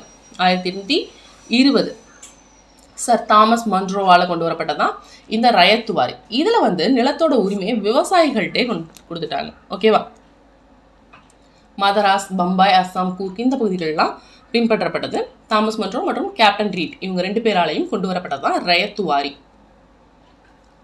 விளைச்சல்ல பாதி அப்படிங்கிறது ஃபர்ஸ்ட் கொடுத்துட்டு இருந்தாங்க. அதுக்கப்புறமா என்ன பண்ணிட்டாங்க, அதை 1/3 மாற்றிட்டாங்க. விளைச்சல்ல 1/3 வந்து அரசுக்கு வரியாக செலுத்தணும். அது ரயத்து வாரி. இது எதை பொறுத்து நியமிச்சாங்க அப்படி நிர்ணயிக்கப்பட்டது அப்படின்னு பார்த்தோம்னா மண் மற்றும் பயிரின் தன்மையை பொறுத்து அந்த வரியானது நிர்ணயிக்கப்படுது. 20 அல்லது 30 வருஷ குத்தகைக்கு விடப்படுது. ரயத்து வாரி முறை இதுதான். சர் தாமஸ் மன்ரோ மற்றும் கேப்டன் ரீட். மகள்வாரி முறை 1833 வில்லியம் பெண்டிங்கால கொண்டு வரப்படுது. ஓகேவா? ஹோல்டு மெக்கன்சி இவரோட ஒரு மெத்தடு தான் இது. அதுபடி தான் வில்லியம் பெண்டிங் கொண்டு வராரு மகள்வாரி முறை. ஜமீன்தாரி முறைக்கு ஆப்போசிட், ஆல்டர்னேட்டிவாக 1822 பஞ்சாபில் அறிமுகம் செய்கிறாங்க. இது வந்து என்னென்னா கூட்டு பொறுப்பு மாதிரி. ஓகேவா? ஃபஸ்ட்டு மொத்த விளைச்சலில் 2/3 வாங்கினாங்க. அதுக்கப்புறம் 50% வந்து பெண்டிங் கொண்டு வராரு. வசூலை வந்து கிராம தலைவர்னு சொல்லப்படுற லேம்பார்டர் அவர் வந்து வசூல் பண்ணிக்குவார். ஃபஸ்ட்டு ஆக்ராலையும் அயோத்தியிலையும் அமல்படுத்தப்பட்டது. ஓகேவா? அரசு இருக்கும், கிராம தலைவர் இருப்பார், மக்கள் இடைத்தரகர் இருப்பார் இந்த வரி வசூல் முறையோட ஆர்டரில். ஓகே, நெக்ஸ்ட் பார்க்க போகிறது 19ஆம் நூற்றாண்டின் சமூக சமய சீர்திருத்த இயக்கங்கள். ஆக்சுவலாக இதுதான் நேஷனல் ரெனசன்ஸ் வரும், தேசிய மறுமலர்ச்சி கீழே. ஆனால் அதுக்கு முன்னாடி என்னெல்லாம் நடந்துச்சுங்கிறது நமக்கு தெரியணும். ஓகேவா? அதனால தான் நம்ம இந்த ஐரோப்பியர்கள் வருகையிலிருந்து என்னென்ன போர்கள் நடந்து ஆங்கிலேயர்கள் ஆட்சியை நிலப்பெற்றாங்க, அவங்க என்ன மாதிரிலாம் வரி வசூலித்தாங்க, ஸோ மக்கள்கிட்டேருந்து என்னெல்லாம் சுரண்டுனாங்க, எப்படி மக்கள் அதுலேருந்து வெகுண்டு எழுந்தாங்க, அதான் நம்ம பார்க்க போகிறோம். இந்த சமூக சமய சீர்திருத்த இயக்கங்கள்ங்கிறது வந்து ஒரு படித்த இந்தியர்கள் அப்படிங்கிறத வந்து உருவாக்கிட்டாங்க ஆங்கிலேயர்கள். ஸோ அவங்க சமூகத்தில் இருந்த சீர்திருத்தங்கள் என்னெல்லாம் மேற்கொண்டாங்க அப்படின்னு பார்க்க போகிறது தான் 19ஆம் நூற்றாண்டின் சமூக சமய சீர்திருத்த இயக்கங்கள். இயக்கங்கள்லேயே வந்து சீர்திருத்த இயக்கம், மீட்பு இயக்கம், ஒடுக்கப்பட்டோர் நலனுக்காக செஞ்சது அப்படின்னு சொல்லி பிரித்து பார்க்கலாம். பிரம்ம சமாஜம் ஃபஸ்ட்டு ராஜாராம் மோகன் ராயால் தொடங்கப்படுறது பிரம்ம சமாஜம். இவரோட தாய்மொழி வங்காளம், இன்னும் நிறைய மொழிகள் சமஸ்கிருதம், பாரசீகம், அரபி, ஆங்கிலம் இது எல்லாமே தெரிஞ்சு வச்சுருப்பார். ஒரு கடவுள் கோட்பாடு தான் இவங்களோட கோட்பாடு. அதே மாதிரி உருவ வழிபாடு கிடையாது. உடன்கட்டை ஏறுதலை இவங்க ஒழிக்கிறாங்க. ஓகேவா? உடன்கட்டை ஏறுதல், குழந்தை திருமணம், பலதார மனம் எதிர்ப்பு, விதவை பெண்களுக்கு மறுமணங்கிறதுக்கு ஆதரவு, இதெல்லாம் பிரம்ம சமாஜம் செய்யுது. ஓகேவா? 1828 ராஜாராம் மோகன் ராய் பிரம்ம சமாஜத்தை நிறுவுறாரு. 1829 வில்லியம் பெண்டிங் பிரபுனால சதி ஒழிப்பு அப்படிங்கிற சட்டம் கொண்டு வரப்படுது. இந்த சதி ஒழிப்பு வரத்துக்கு முக்கியமான காரணம் யாருன்னு பார்த்தோம்னா ராஜாராம் மோகன் ராய் அவர்கள் தான். 1828 ஆகஸ்ட் 20 வந்து கல்கத்தாவில் ஒரு கோயிலை நிறுவுறாரு ராஜாராம் மோகன் ராய். அந்த கோயிலில் எந்த சிலைகளுமே இல்லை. ஓகேவா? வேறு எந்த மதத்தை பற்றியோ எதை பற்றியுமே இங்கே பேசக்கூடாது அப்படின்னு தெளிவாக எழுதி வச்சிடுறாங்க. 1833 ராஜாராம் மோகன் ராய் இறந்துடுறாரு. அவருக்கு அப்புறம் ஆட்சி பிரம்ம சமாஜத்தோட அந்த பொறுப்பை யார் எடுத்துக்கிறாங்க அப்படின்னு பார்த்தோம்னா மகரிஷி தேவேந்திரநாத் தாகூர். இவர் வந்து ரவீந்திரநாத் தாகூரோட அப்பா. பிரம்ம சமாஜத்தோட பணிகள்லாம் அடுத்து இவர் பார்த்துக்கிறாரு. இவர் வந்து ஒரு 4 கொள்கையை சொல்கிறாரு. ஒரு கடவுள் தான் இருக்கார், அவர் தான் நம்மளை படைத்தார், நற்பண்பின் சக்தி, வீடு பேர், அவரை நேசிப்பதில் நமக்கு விருப்பம் இருக்கணும், இதெல்லாம் வந்து ஒரு 4 கொள்கையாக மகரிஷி தேவேந்திரநாத் தாகூர் சொல்கிறாரு. இவருக்கு அடுத்து வரவர் கேசவ் சந்திர சென். ஓகேவா, தேவேந்திரநாத் வந்து ஒரு மிதவாத சீர்திருத்தவாதி. இவங்களாம் வந்து ஒரு கேசவ் சந்திர சென் வந்து ஒரு புதுமையாக செய்யணும்னு நினைக்கிறவர். ஸோ 1857 கேசவ் சந்திர சென் பிரம்ம சமாஜத்தில் இணைகிறாரு. 66 ஒரு பிளவு ஏற்படுது. ஸோ அது எப்படின்னா கேசவ் சந்திர செனை வந்து இந்திய பிரம்ம சமாஜம்னு பிரிஞ்சுக்கிறாங்க. ஏற்கனவே இருந்த தேவேந்திரநாத் தாகூரோட ஆதி பிரம்ம சமாஜம் அப்படின்னு இருக்கு. இதுக்கு அடுத்து கேசவ் சந்திரசனோட இந்திய பிரம்ம சமாஜமே பிளவுபடுது. எதனால் அப்படின்னு பார்த்தோம்னா, இவங்க வந்து குழந்தை திருமணத்துக்கு எதிர்ப்பு தெரிவிக்கிறவங்க தானே பிரம்ம சமாஜத்துக்காரங்க. ஆனால் கேசவ் சந்திரசன் தான் அவரோட பொண்ணுக்கு குழந்தை திருமணத்தை செஞ்சு வச்சுருவார். அந்த பொண்ணுக்கு 14 வயசுலேயே ஒரு இந்திய இளவரசருக்கு கல்யாணம் பண்ணி கொடுத்துறதுனால இந்த சமாஜத்திலேருந்து பிளவு பெற்று சதாரன் சமாஜ் அப்படின்னு ஒன்று ஆரம்பிக்கப்படுது. இதுதான் பிரம்ம சமாஜம். இது வங்காளத்தில் நடந்தது. ஈஸ்வர சந்திர வித்யாசாகர் இவரை பற்றி நம்ம பார்க்கணும். இவர் என்ன சொல்கிறாரு அப்படின்னா, வெளிநாட்டு நூல்கள்லாம் நீங்கள் எடுத்துகிட்டு வர தேவையில்ல, நம்ம மறைநூல்களே வந்து முற்போக்காக தான் இருக்குது. இந்த உடன்கட்டை ஏறுறது, விதவை திருமணம், விதவை மறுமணம், இது எல்லாமே வந்து நம்ம மறைநூல்களே சான்றாக இருக்குது அப்படின்னு சொல்கிறாங்க. நவீன வங்காள உரைநடை முன்னோடின்னு ஈஸ்வர சந்திர வித்யாசாகரை சொல்கிறோம். விதவை மறுமண சட்டம் 1856 ஏற்றப்பட்டதுக்கு முக்கியமான காரணம் ஈஸ்வர சந்திர வித்யாசாகர். சதி ஒழிப்பு 1829 வில்லியம் பென்னிங் பிரபு கொண்டு வந்திருப்பாரு. அது ஒழிச்சதுக்கு முக்கியமான காரணம் ராஜாராம் மோகன் ராய். 1856 விதவை மறுமண சட்டம் கொண்டு வரப்பாங்க. அதுக்கு முக்கியமான காரணம் ஈஸ்வர சந்திர வித்யாசாகர். 1860 திருமண வயது சட்டம் 10 வயது அப்படின்னு ஃபிக்ஸ் பண்ணியிருப்பாங்க. அப்படியே வயசு இன்க்ரீஸ் பண்ணிட்டே வராங்க, 12, 13 அப்படின்ட்டு. ஆனால் இதெல்லாம் என்னென்னா வெறும் பேப்பரில் தான் இருந்துச்சு. அந்தளவு வயது அப்படிங்கிறது கண்ட்ரோலில் இல்லை. ஓகேவா, குழந்தை திருமணம்ங்கிறது இருந்துகிட்டே தான் இருந்துச்சு. நெக்ஸ்ட் பார்க்க போகிறது பிரார்த்தனை சமாஜம். 1867 ஆத்மராம் பாண்டுராங் அவரால் மகாராஷ்டிரா பகுதிகளில் ஆரம்பிக்கப்பட்டது இந்த பிரார்த்தனை சமாஜம். இதோட உறுப்பினராக எம்ஜி ரானடே, ஆர்சி பண்டார்கர் இவங்கெல்லாம் இருந்திருக்காங்க. இங்கேயும் அதே தான், சமூக சீர்கேடுகளுக்கு எதிரான கருத்துக்கள் தான். ஜாதி மறுப்பு, சமபந்தி, விதவை மறுமணம், ஒடுக்கப்பட்ட மக்கள் மற்றும் பெண்கள் முன்னேற்றம், இதுக்கெல்லாம் இவங்க கவனத்தை செலுத்தினாங்க. இந்த 3 யோசையும் பார்த்து வச்சுக்கோங்க. எம்ஜி ரானடேவால் விதவை மறுமண சங்கம் 1861, பூனே சர்வஜனிக் சபா 1870, தக்கான கல்விக் கழகம் 1884. இதெல்லாம் எம்ஜி ரானடேவால் கொண்டு வரப்பட்டது பிரார்த்தனை சமாஜம். நெக்ஸ்ட் பார்க்க போகிறது ஆரிய சமாஜம். சுவாமி தயானந்த சரஸ்வதியால் 1875 தோற்றுவிக்கப்பட்டது ஆரிய சமாஜம். பஞ்சாப் பகுதிகளில் இருந்தவர் தான் சுவாமி தயானந்த சரஸ்வதி. இவரோட நூல் வந்து சத்யார்த்த பிரகாஷ் அப்படின்னு ஒரு நூல் எழுதியிருப்பார். ஆரிய சமாஜம்லாம் பார்த்தோம்னா ஒரு மீட்பு இயக்கம். ஓகேவா, ஹிந்து மதத்துலேருந்து வேறு மதத்துக்கு மாறினவங்களை திரும்ப இந்து மதத்துக்கு கூட்டிகிட்டு வருது. ஒரு சுத்தி அப்படிங்கிற ஒரு இயக்கத்தை ஆரம்பிச்சிருப்பாங்க. அதே மாதிரி வேதங்களுக்கு திரும்புவோம் அப்படின்னு சொல்கிறதும் ஆரிய சமாஜம். ஆரிய சமாஜத்தோட முழக்கம் என்னன்னு கேட்டாங்கன்னா, வேதங்களுக்கு திரும்புவோம். ஒரு கடவுள் கோட்பாடு, உருவ வழிபாட்டை நிராகரிக்கிறது, சடங்குகள், மூடநம்பிக்கை ஒழித்தல், இது எல்லாமே ஆரிய சமாஜம். அதே மாதிரி அயல்நாட்டுக்கு சென்றால் தீட்டு, இந்த மாதிரி கருத்துக்களுக்கும் மூடநம்பிக்கைகளுக்கும் எதிராக இருந்தது ஆரிய சமாஜம். மதப்பற்று இருந்துச்சு, ஆனால் அந்த மூடநம்பிக்கைகளை எதிர்த்தாங்க ஆரிய சமாஜம். எதிர் மத மாற்றம் சொன்னோம் இல்லையா, இந்த மாதிரி இந்துலேருந்து வேறு மதங்களுக்கு மாறினவங்களை திரும்ப இந்துவாக எடுத்துகிட்டு வர சுத்தி இயக்கம் ஆரம்பித்தாங்க. தயானந்தா ஆங்கில வேத பள்ளிகள் வந்து நிறுவப்பட்டது. நெக்ஸ்ட் பார்க்க போகிறது ராமகிருஷ்ண பரமஹம்சர். கல்கத்தாவில் தட்சிணேஸ்வரம் அப்படிங்கிற ஊரில் காளி கோயில் அர்ச்சகராக இருந்தவர் தான் ராமகிருஷ்ண பரமஹம்சர். தீவிரமான காளி பக்தர். ஒரு பஜனை பாடல்கள், கதைகள் மூலமாக மக்களுக்கு நல்ல கருத்துக்களை கொண்டு சேர்த்தவர். வீடு பெற்றுக்கான வழி எது அப்படின்னு அவர் சொல்கிறாருன்னா, ஜீவன் என்பதே சிவன், அதாவது வாழ்கின்ற அனைத்து உயிர்களுமே இறைவன் தான் அப்படின்னு சொல்கிறாரு ராமகிருஷ்ண பரமஹம்சர். ராமகிருஷ்ண மிஷன் ஆரம்பிக்கிறாங்க. யார் அப்படின்னா, ராமகிருஷ்ண பரமஹம்சரோட சீடரான சுவாமி விவேகானந்தர். ஓகேவா, இவரோட இயற்பெயர் நரேந்திரநாத் தத்தா.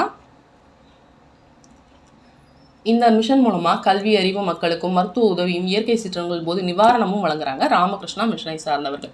1893 சிகாகோ மாநாட்டில் விவேகானந்தர் கலந்துக்கிட்டது ஒரு குறிப்பிடத்தக்க விஷயமா இருக்குது.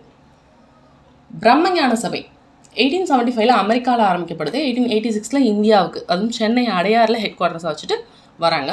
HP Blavatsky, colonel HS Olcott இவங்க மூலமாக தோற்றுவிக்கப்பட்டது தான் பிரம்மஞான சபை. இங்கே உபநிடதங்கள், பகவத்கீதை, பௌத்தம் தான் மெயினாக வந்து கற்றுக் கொடுக்கப்படுது. ஆல்காட் இறந்ததுக்கப்புறமா அன்னி பெசன்ட் வந்து தலைவராக இருக்காங்க. ஓகேவா? சென்னை அடையாறில் இருக்கிற பிரம்மஞான சபைக்கு அன்னி பெசன்ட் தலைவராக இருக்காங்க. அவங்களோட கருத்துக்களை நியூ இந்தியா மற்றும் காமன்வெல்த் அப்படிங்கிற பத்திரிகைகள் மூலமாக மக்களுக்கு தெரிவிக்கிறாங்க. நெக்ஸ்ட் பார்க்க போகிறது ஜாதி எதிர்ப்பு இயக்கங்கள். ஜோதிபா பூலே மகாராஷ்டிராவில் 1827 இருக்கிறவர். இவர் என்ன சொல்கிறாங்க அப்படின்னா, சத்யசோதக் சமாஜ் அப்படிங்கிற சங்கத்தை உருவாக்குறாங்க. ஓகேவா? பிராமணர் அல்லாத மக்களும் சுயமரியாதையுடன் வாழணும் அப்படிங்கிறதுக்காக உருவாக்கப்படுது. இவங்களும் அதே குழந்தை திருமணத்தை எதிர்க்கிறாங்க, விதவை மறுமணத்தை ஆதரிக்கிறாங்க. ஓகேவா? இவங்களோட மனைவி சாவித்ரிபாய் பூலே, பெண்களுக்கான முதல் பள்ளியை நடத்தினவங்க சாவித்ரிபாய் பூலே தான். ஓகேவா? ஜோதிபா பூலேயோட நூலான குலாம்கிரின்னு அடிமைத்தனம்னு அர்த்தம். குலாம்கிரின்னு ஜோதிபா பூலே எழுதியிருக்காரு. நாராயணகுரு இவங்க வந்து கேரளா பகுதியை சார்ந்தவர். மலையாளம், தமிழ், சம்ஸ்கிருதம்லாம் தெரியும். நாராயண தர்ம பரிபாலன யோகம் அப்படிங்கிற அமைப்பை நிறுவுறாரு. அறிவுபுரம் கோயிலில் வந்து இந்த ஒடுக்கப்பட்ட மக்கள் நுழையிறதுக்கெலாம் தடை இருக்கு இல்லையா? ஸோ ஒடுக்கப்பட்ட மக்களுக்காக குரல் கொடுத்தவர் நாராயணகுரு. இவரை பின்பற்றி வந்தவர் தான் பார்த்தோம்னா ஐயன்காளி. ஓகேவா? திருவனந்தபுரத்தில் வெங்கனூரில் 1863 பிறக்கிறாரு. திருவிதாங்கூரில் ஜாதிய பாகுபாட்டினால பாதிக்கப்பட்டார். ஜாதி எதிர்ப்பு இயக்க தலைவராக உருவெடுக்கிறாரு. பொது இடங்களில் கல்வி கற்கிறதுக்கான அடிப்படை உரிமைகள் எல்லாத்துக்கும் போராடுறாரு. 1907 சாதுஜன பரிபாலன சங்கம் அப்படின்னு, அதாவது ஏழை மக்கள் பாதுகாப்பு சங்கம் அப்படிங்கிற ஒரு அமைப்பை நிறுவுறாரு ஐயன்காளி. நெக்ஸ்ட் பார்க்க போகிறது இஸ்லாமிய சீர்திருத்தம். சர் சையத் அகமது கான். இஸ்லாமிய மக்களும் நல்ல கல்வி அறிவு பெற வேண்டும், இந்த ஆங்கில அறிவியல் கல்வி வந்து அவங்களுக்கு கிடைக்கணும் அப்படின்னு சர் சையத் அகமது கான் நினச்சாரு. ஸோ அறிவியல் கழகத்தை உருவாக்குறாரு. ஆங்கில மொழியில் இருக்கிற நூல்கள்லாம் உருதுல மொழிபெயர்ப்பும் செஞ்சு கொடுக்குறாரு. அலிகார் இயக்கம் அப்படிங்கிறத 1875 ஆரம்பிக்கிறாரு. அலிகார் முகமதிய ஆங்கிலோ ஓரியண்டல் கல்லூரியை நிறுவுறாரு. இங்கே தான் அந்த அலிகார் இயக்கம் அப்படிங்கிறது நடத்தப்படுது. 1920 இந்த கல்லூரி வந்து பல்கலைக்கழகமாக மாற்றப்படுது. தியோபந்த் இயக்கம் இது வந்து ஒரு மீட்பு இயக்கம்னு சொல்லலாம். பழமைவாத முஸ்லீம் உலேமாக்களால் நடத்தப்படுது.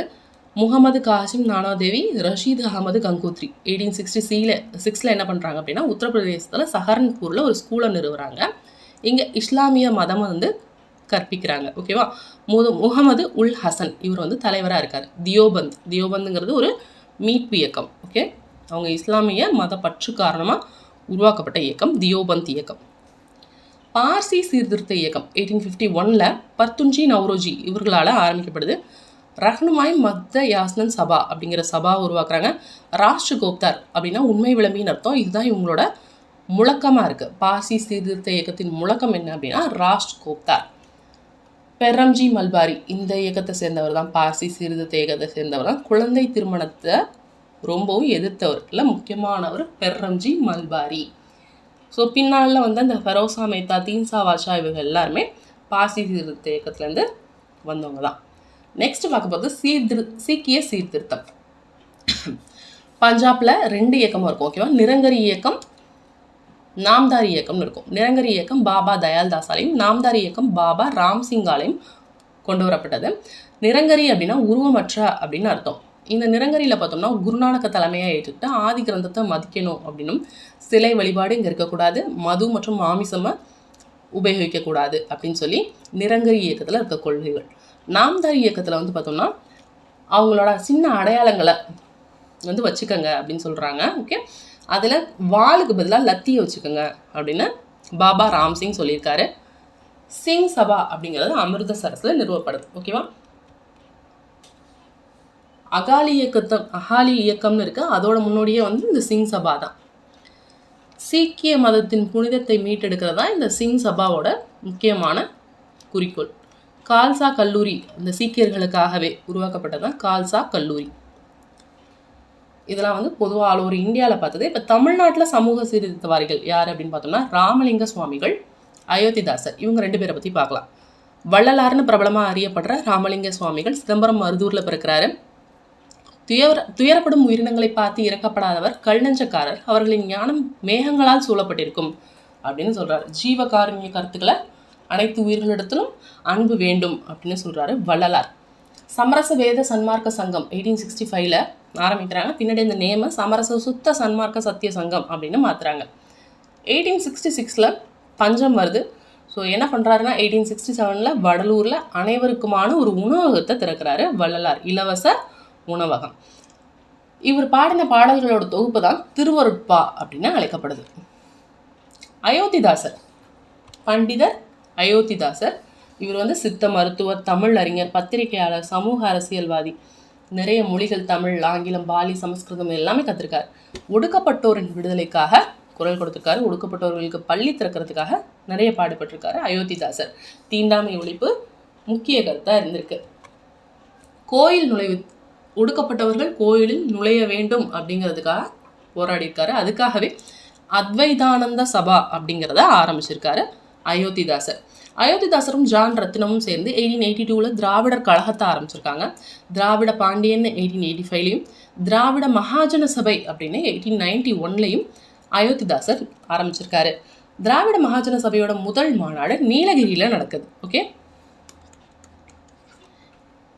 1898 இலங்கை சென்ற அயோத்திதாசர் ஹச்எஸ் ஆல்காட் அவரோட தாக்கத்தினால என்ன பண்ணுறாங்க அப்படின்னா அங்கே பௌத்த துறவிகள்லாம் சந்தித்தாரு. ஸோ பௌத்தத்துக்கு மாறுறாரு. ஓகேவா, புத்த மதத்துக்கு அயோத்திதாசர் மாறிடுவார். சாக்கிய பௌத்த சங்கம் அப்படின்னு சென்னையில் ஒன்று ஆரம்பிக்கிறாரு. 1907 ஒரு பைசா தமிழன் அப்படிங்கிற வார பத்திரிகையை ஆரம்பிக்கிறாரு. அவர் இறக்குற வரைக்குமே 1914 வரைக்குமே அதை கண்டினியூ பண்ணுறாரு. இதுதான் அயோத்திதாசர் பற்றின கருத்துக்கள். 19ஆம் நூற்றாண்டின் சமூக சமய சீர்திருத்த இயக்கங்கள் இதுதான். பண்டிதர் ரமாபாயின்னு இருப்பாங்க.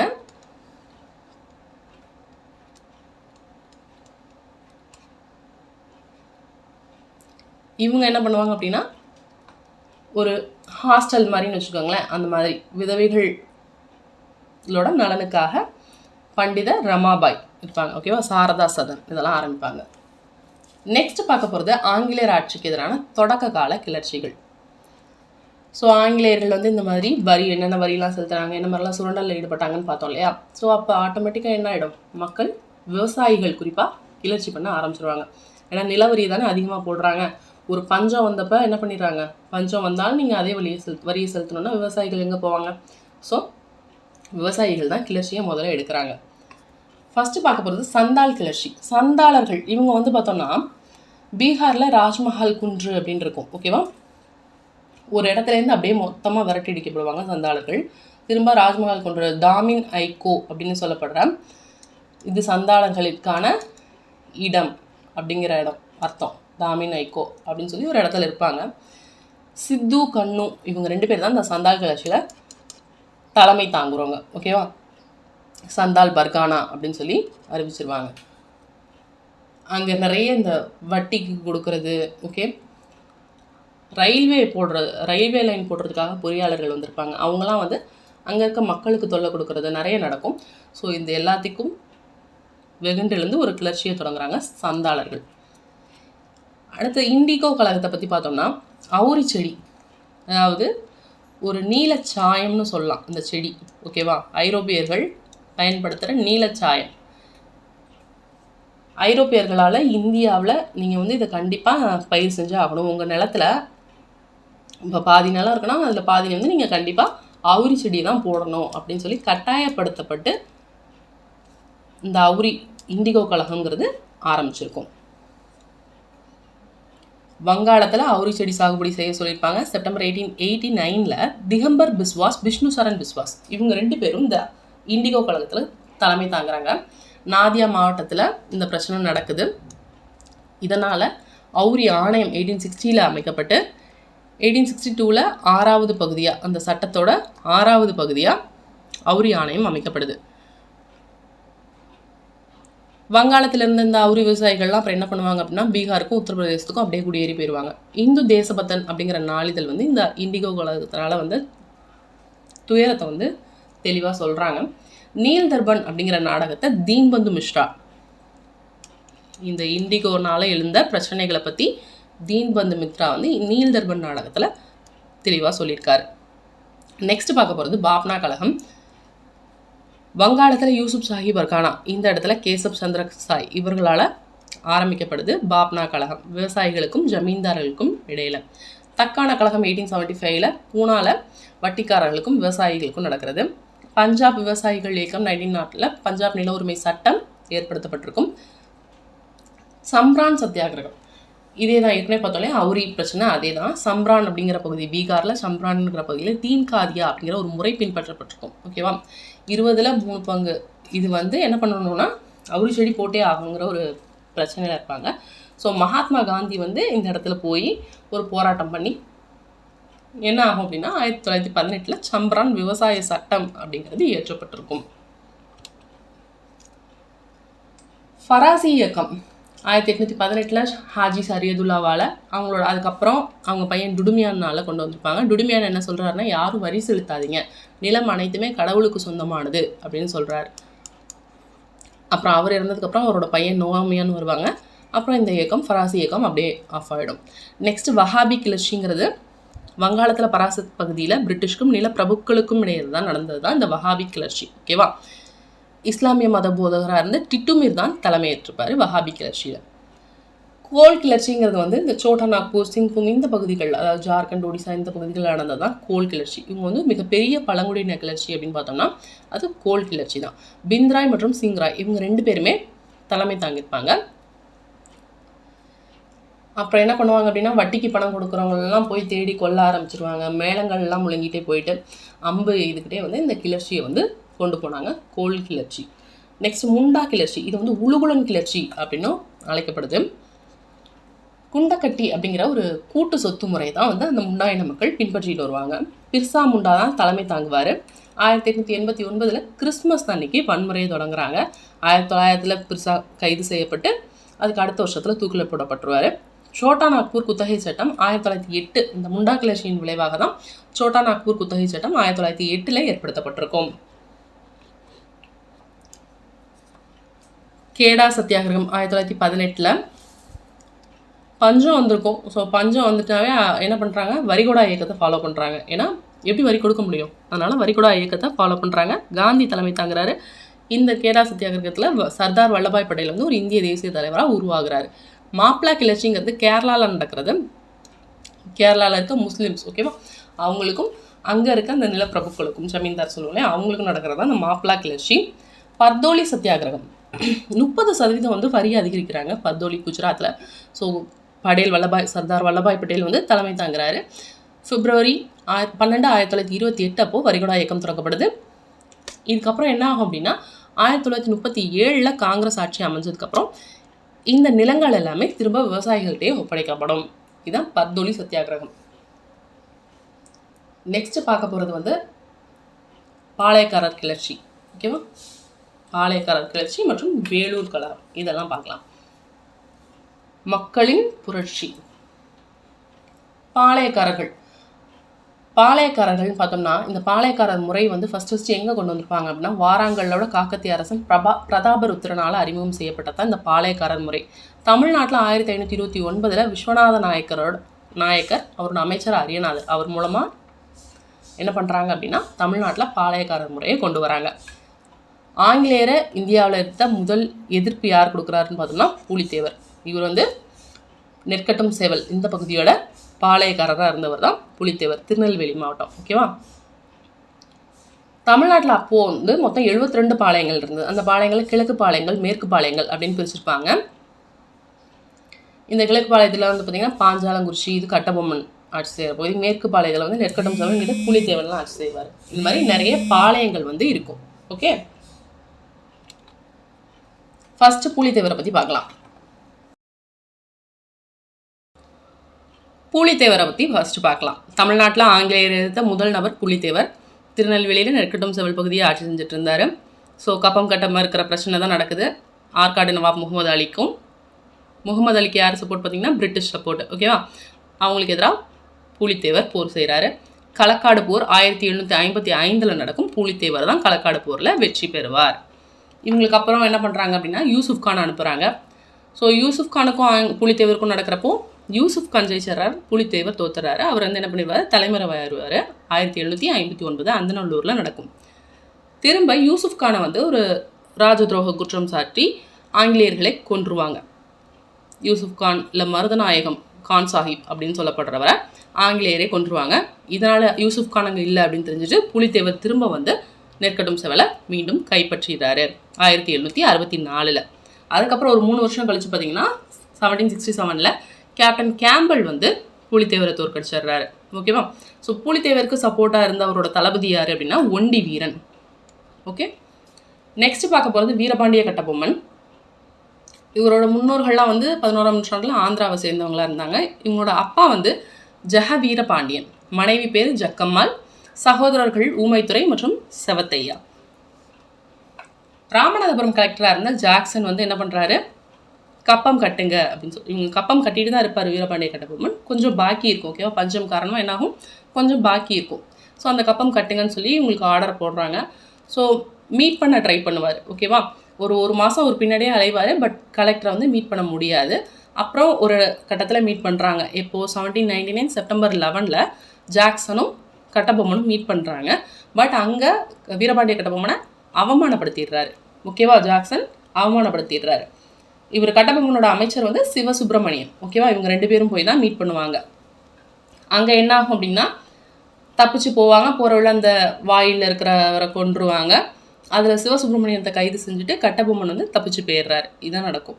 இதுக்கப்புறமா என்ன நடந்துச்சு பிரச்சனை அப்படிங்கிறத இது பண்ணுறதுக்காக எட்வர்ட் கிளைவ் வந்து ஒரு குழுவை அமைக்கிறாரு. வில்லியம் ப்ரவுன், வில்லியம் ஓரம், ஜான் காசா மேஜர், இவங்க 3 பேர் கொண்ட குழு வந்து விசாரிக்கிறாங்க. ஸோ விசாரணையில் ஜாக்சன் மேலே தான் தப்பு இருக்குது அப்படின்னு சொல்லிட்டு ஜாக்சனை பதவி நீக்கம் செஞ்சுட்டு அவருக்கு பதிலாக வேற கலெக்டராக எஸ்ஆர் லூசிங்டனை வந்து நியமனம் செய்கிறாங்க. ஸோ இந்த குழு முன்னாடி எப்போ ஆஜராவார் கட்டபொம்மன் பார்த்தோம்னா 1798 டிசம்பர் 15 அன்னைக்கு ஆஜராகிறார். ஸோ மற்ற கப்பத்தெல்லாம் செலுத்திட்டு மீதி எவ்வளோ இருக்குன்னா 1080 பக்கோடா மட்டும் பாக்கி இருக்கும். கட்டபொம்மன் செலுத்த வேண்டிய கப்பம் வரி. இதுக்கடுத்து என்ன ஆகும்னா சிவகங்கை மருதுபாண்டியர்கள்லாம் சேர்ந்து தென்னிந்திய கூட்டமைப்பு அப்படிங்கிறத உருவாக்குறாங்க. ஓகேவா? திண்டுக்கல் கோபால நாயக்கர் இவங்கெல்லாம் சேர்ந்து என்ன பண்ணுறாங்க, தென்னிந்திய கூட்டமைப்பு ஆங்கிலேயருக்கு எதிரானது. ஓகேவா? இதில் சிவகிரி பாளையம் வந்து சேராது. சிவகிரி பாளையம்ங்கிறது ஆங்கிலேயருக்கு ஆதரவாக செயல்படுறது. ஸோ கட்டபொம்மன் என்ன பண்ணுறாரு, சிவகிரி பாளையத்தை எதிர்க்கிறாரு. அது ஆட்டோமேட்டிக்காக ஆங்கிலேயர் எதிர்க்கிற மாதிரி தானே. ஸோ ஆங்கிலேயர்கள் கட்டபொம்மனை நோக்கி வராங்க. மே 1799 வெல்லஸ்லி என்ன உத்தரவு போடுறாரு அப்படின்னா திருச்சி, தஞ்சாவூர், மதுரை இந்த இடத்துல இருக்கிற ஆங்கிலேய படைகள் எல்லாத்தையும் திருநெல்வேலி நோக்கி போக சொல்கிறாரு. மேஜர் பானர்மன் தலைமையில் திருவிதாங்கூர் படைகளும் கட்டபொம்மனுக்கு எதிராக கிளம்பி வருது. ஓகேவா? சரணடைய சொல்லி நிபந்தனை 1799 செப்டம்பர் 1 அன்னைக்கு போடுறாங்க. கட்டபொம்மனை சரணடைங்க அப்படின்னு சொல்லி நிபந்தனை போடப்படுது. ஆனால் அதை ஏற்றுக்கலை, சரணடையலை. ராமலிங்கன் அப்படின்னு ஒருத்தரை தூது அனுப்புகிறாங்க. ஓகேவா? அவர் உள்ளே போய் உளவு பார்த்துட்டு வந்துட்டு இங்கே கோட்டையில் இங்கெல்லாம் இப்படி இருக்குது அப்படின்னு சொல்லி ரகசியத்தெல்லாம் கொண்டு வந்து சொல்லிடுறாரு. கல்லர்பட்டிங்கிற இடத்துல சிவசுப்பிரமணியன், கட்டபொம்மனோட அமைச்சர் இருக்கார் இல்லையா, சிவசுப்பிரமணியன் கைது செய்யப்படுறாரு. கட்டபொம்மன் புதுக்கோட்டைக்கு தப்பிச்சு போவார். ஆனால் அங்கே எட்டயபுரம் மற்றும் புதுக்கோட்டை அரசரோட துரோகம் காரணமாக கட்டபொம்மன் காட்டி கொடுக்கப்பட்டுருவார். செப்டம்பர் 13 நாகலாபுரத்தில் சிவசுப்பிரமணியருக்கு தூக்கு கொடுத்துருவாங்க. கயத்தாரில் கட்டபொம்மனுக்கு தூக்கு கொடுத்துருவாங்க. இதுதான் கட்டபொம்மன், வீரபாண்டிய கட்டபொம்மன் அவர்களோட வரலாறு. நெக்ஸ்ட் பார்க்க போகிறது வீரமங்கை வேலுநாச்சியார். ராமநாதபுரம் மன்னன் செல்லமுத்து சேதுபதியோட ஒரே மகள் வீரமங்கை வேலுநாச்சியார். இவங்களோட கணவர் யார் அப்படின்னா சிவகங்கை மன்னராக இருந்த முத்துவடுகநாதர். ஓகேவா? ஒரு 16 வயசில் திருமணம் செஞ்சு கொடுத்துட்றாங்க. இவங்களுக்கு ஒரு பொண்ணு இருப்பாங்க, வெள்ளச்சி நாச்சியார். 1730 பிறக்கிற வேலுநாச்சியார் வளரி, சிலம்பம், தற்காப்பு கலைகள் எல்லாத்தையுமே கற்றுக்கிறாங்க. நிறைய மொழிகள் ஆங்கிலம், பிரெஞ்சு, உருது, தமிழ் எல்லாத்துலேயும் புலமை பெற்று விளங்குறாங்க. காளையார் கோயில் போர் நடக்கும். ஆற்காடு நவாப் மற்றும் கர்னல் பான்ஜோர் இவங்க 2 பேரும் சேர்ந்து முத்துவடுகநாதருக்கு எதிராக காளையார் கோயிலில் போர் நடத்தி முத்துவடுகநாதரை கொலை செஞ்சிடுறாங்க. இதனால் அவங்களோட பொண்ணோட வேலுநாச்சியார் என்ன பண்ணுறாங்க, திண்டுக்கலுக்கு தப்பி போகிறாங்க. திண்டுக்கல்லில் 8 ஆண்டுகள் வந்து கோபால நாயக்கர் அவரோட ஆதரவில் இருக்காங்க. அதுக்கப்புறம் ஹைதர் அலிக்கிட்ட ஹெல்ப் கேட்குறாங்க. ஓகேவா? அவரோட வேலுநாச்சியாரோட இராணுவ தலைவர் யார் அப்படின்னு பார்த்தோம்னா தாண்டவராயர். ஒரு 5000 குதிரைப்படையும் 5000 காலாட்படையும் எங்களுக்கு கொடுங்க அப்படின்னு சொல்லி ஹைதர் அலிக்கிட்ட ஹெல்ப் கேட்குறாங்க வேலுநாச்சியார். ஸோ இந்த உதவியோடு வந்து சிவகங்கையை 1780 மீட்கிறாங்க வேலுநாச்சியார். பிரிட்டிஷை எதிர்த்த முதல் பெண் ஆட்சியாளர் யார் அப்படின்னா அது வீரமங்கை வேலுநாச்சியார் தான். இவங்களுக்கு சப்போர்ட்டாக இருந்தவங்களாம் யார் அப்படின்னு பார்த்தோன்னா உடையாள், அதாவது உளவு கூற மறுத்ததுக்காக கொலை செய்யப்பட்ட பெண் தான் உடையாள். குயிலி வந்து வேலுநாச்சியாரோட ஃப்ரெண்டு. இவங்க என்ன பண்ணியிருக்காங்க, தனக்குத்தானே நெருப்பு வைத்துக்கொண்டு பிரிட்டிஷோட ஆயுத கிடங்கை எரிச்சிருக்காங்க. ஸோ இது வேலுநாச்சியார் மீட்கிறதுக்கு ஒரு பெரிய ஹெல்ப்பாக அமைஞ்சிருக்கு. ஓகேவா, பிரிட்டிஷோட ஆயுதமே அங்கே இல்லை அப்படிங்கிறப்போ குயிலி வந்து வேலுநாச்சியாருக்கு பெரிய உதவி செஞ்சுருக்காங்க. நெக்ஸ்ட் பார்க்க போகிறது மருது சகோதரர்கள். இவங்க வந்து சிவகங்கை மன்னராக இருந்த முத்துவடுகநாதர்கிட்ட படைத்தளபதிகளாக இருந்தவங்க தான் மருது சகோதரர்கள். பெரிய மருது, சின்ன மருது அப்படின்னு சொல்லுவாங்க. ஏற்கனவே தென்னிந்திய கூட்டமைப்பு ஏற்படுத்தினாங்கன்னு சொன்னோம் இல்லையா, இவங்க என்ன பண்ணுறாங்கன்னா, கட்டபொம்மன் இறந்ததுக்கப்புறமா அவங்க தம்பி ஊமத்துரையும் சவத்தையாவும் பாளையங்கோட்டை ஜெயிலில் போட்டிருப்பாங்க. அவங்க தப்பிச்சு வந்துடுறாங்க. ஓகேவா, 1801 பிப்ரவரி வாக்கில் ஊமத்துரையும் சவத்தையாவும் தப்பிச்சு வந்து சின்ன மருது அவங்களுக்கு அடைக்கலம் கொடுக்குறாரு.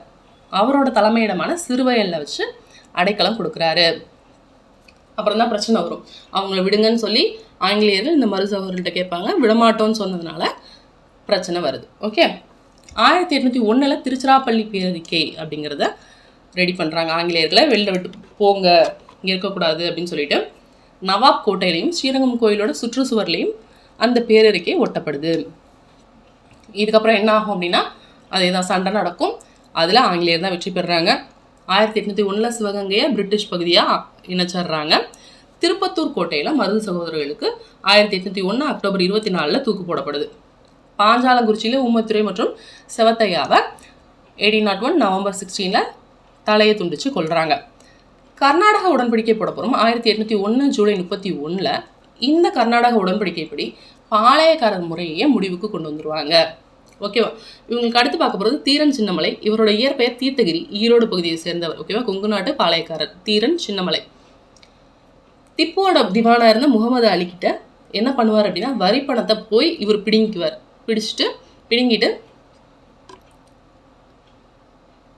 என்ன சொல்கிறாரு அப்படின்னா, உங்கள் திப்புக்கிட்ட போய் சொல்லு, சென்னிமலைக்கும் சிவன்மலைக்கும் நடுவில் இந்த சின்ன மலை தான் உன் வரி பணத்தை பிடுங்கிட்டேன் அப்படின்னு போய் சொல்லுன்னு சொல்கிறாரு தீரன் சின்னமலை.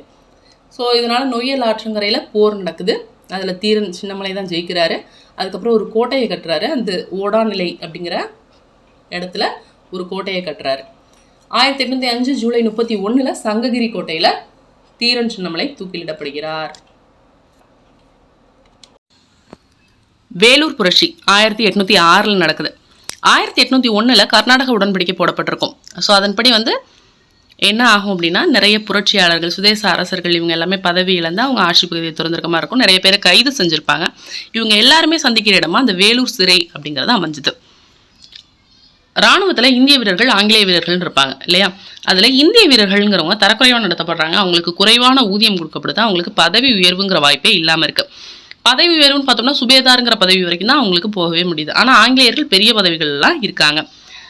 சமூக சமய நம்பிக்கையை வந்து உடைச்செறிகிறாங்க இந்திய வீரர்களுக்கு ஆங்கிலேயர்கள்.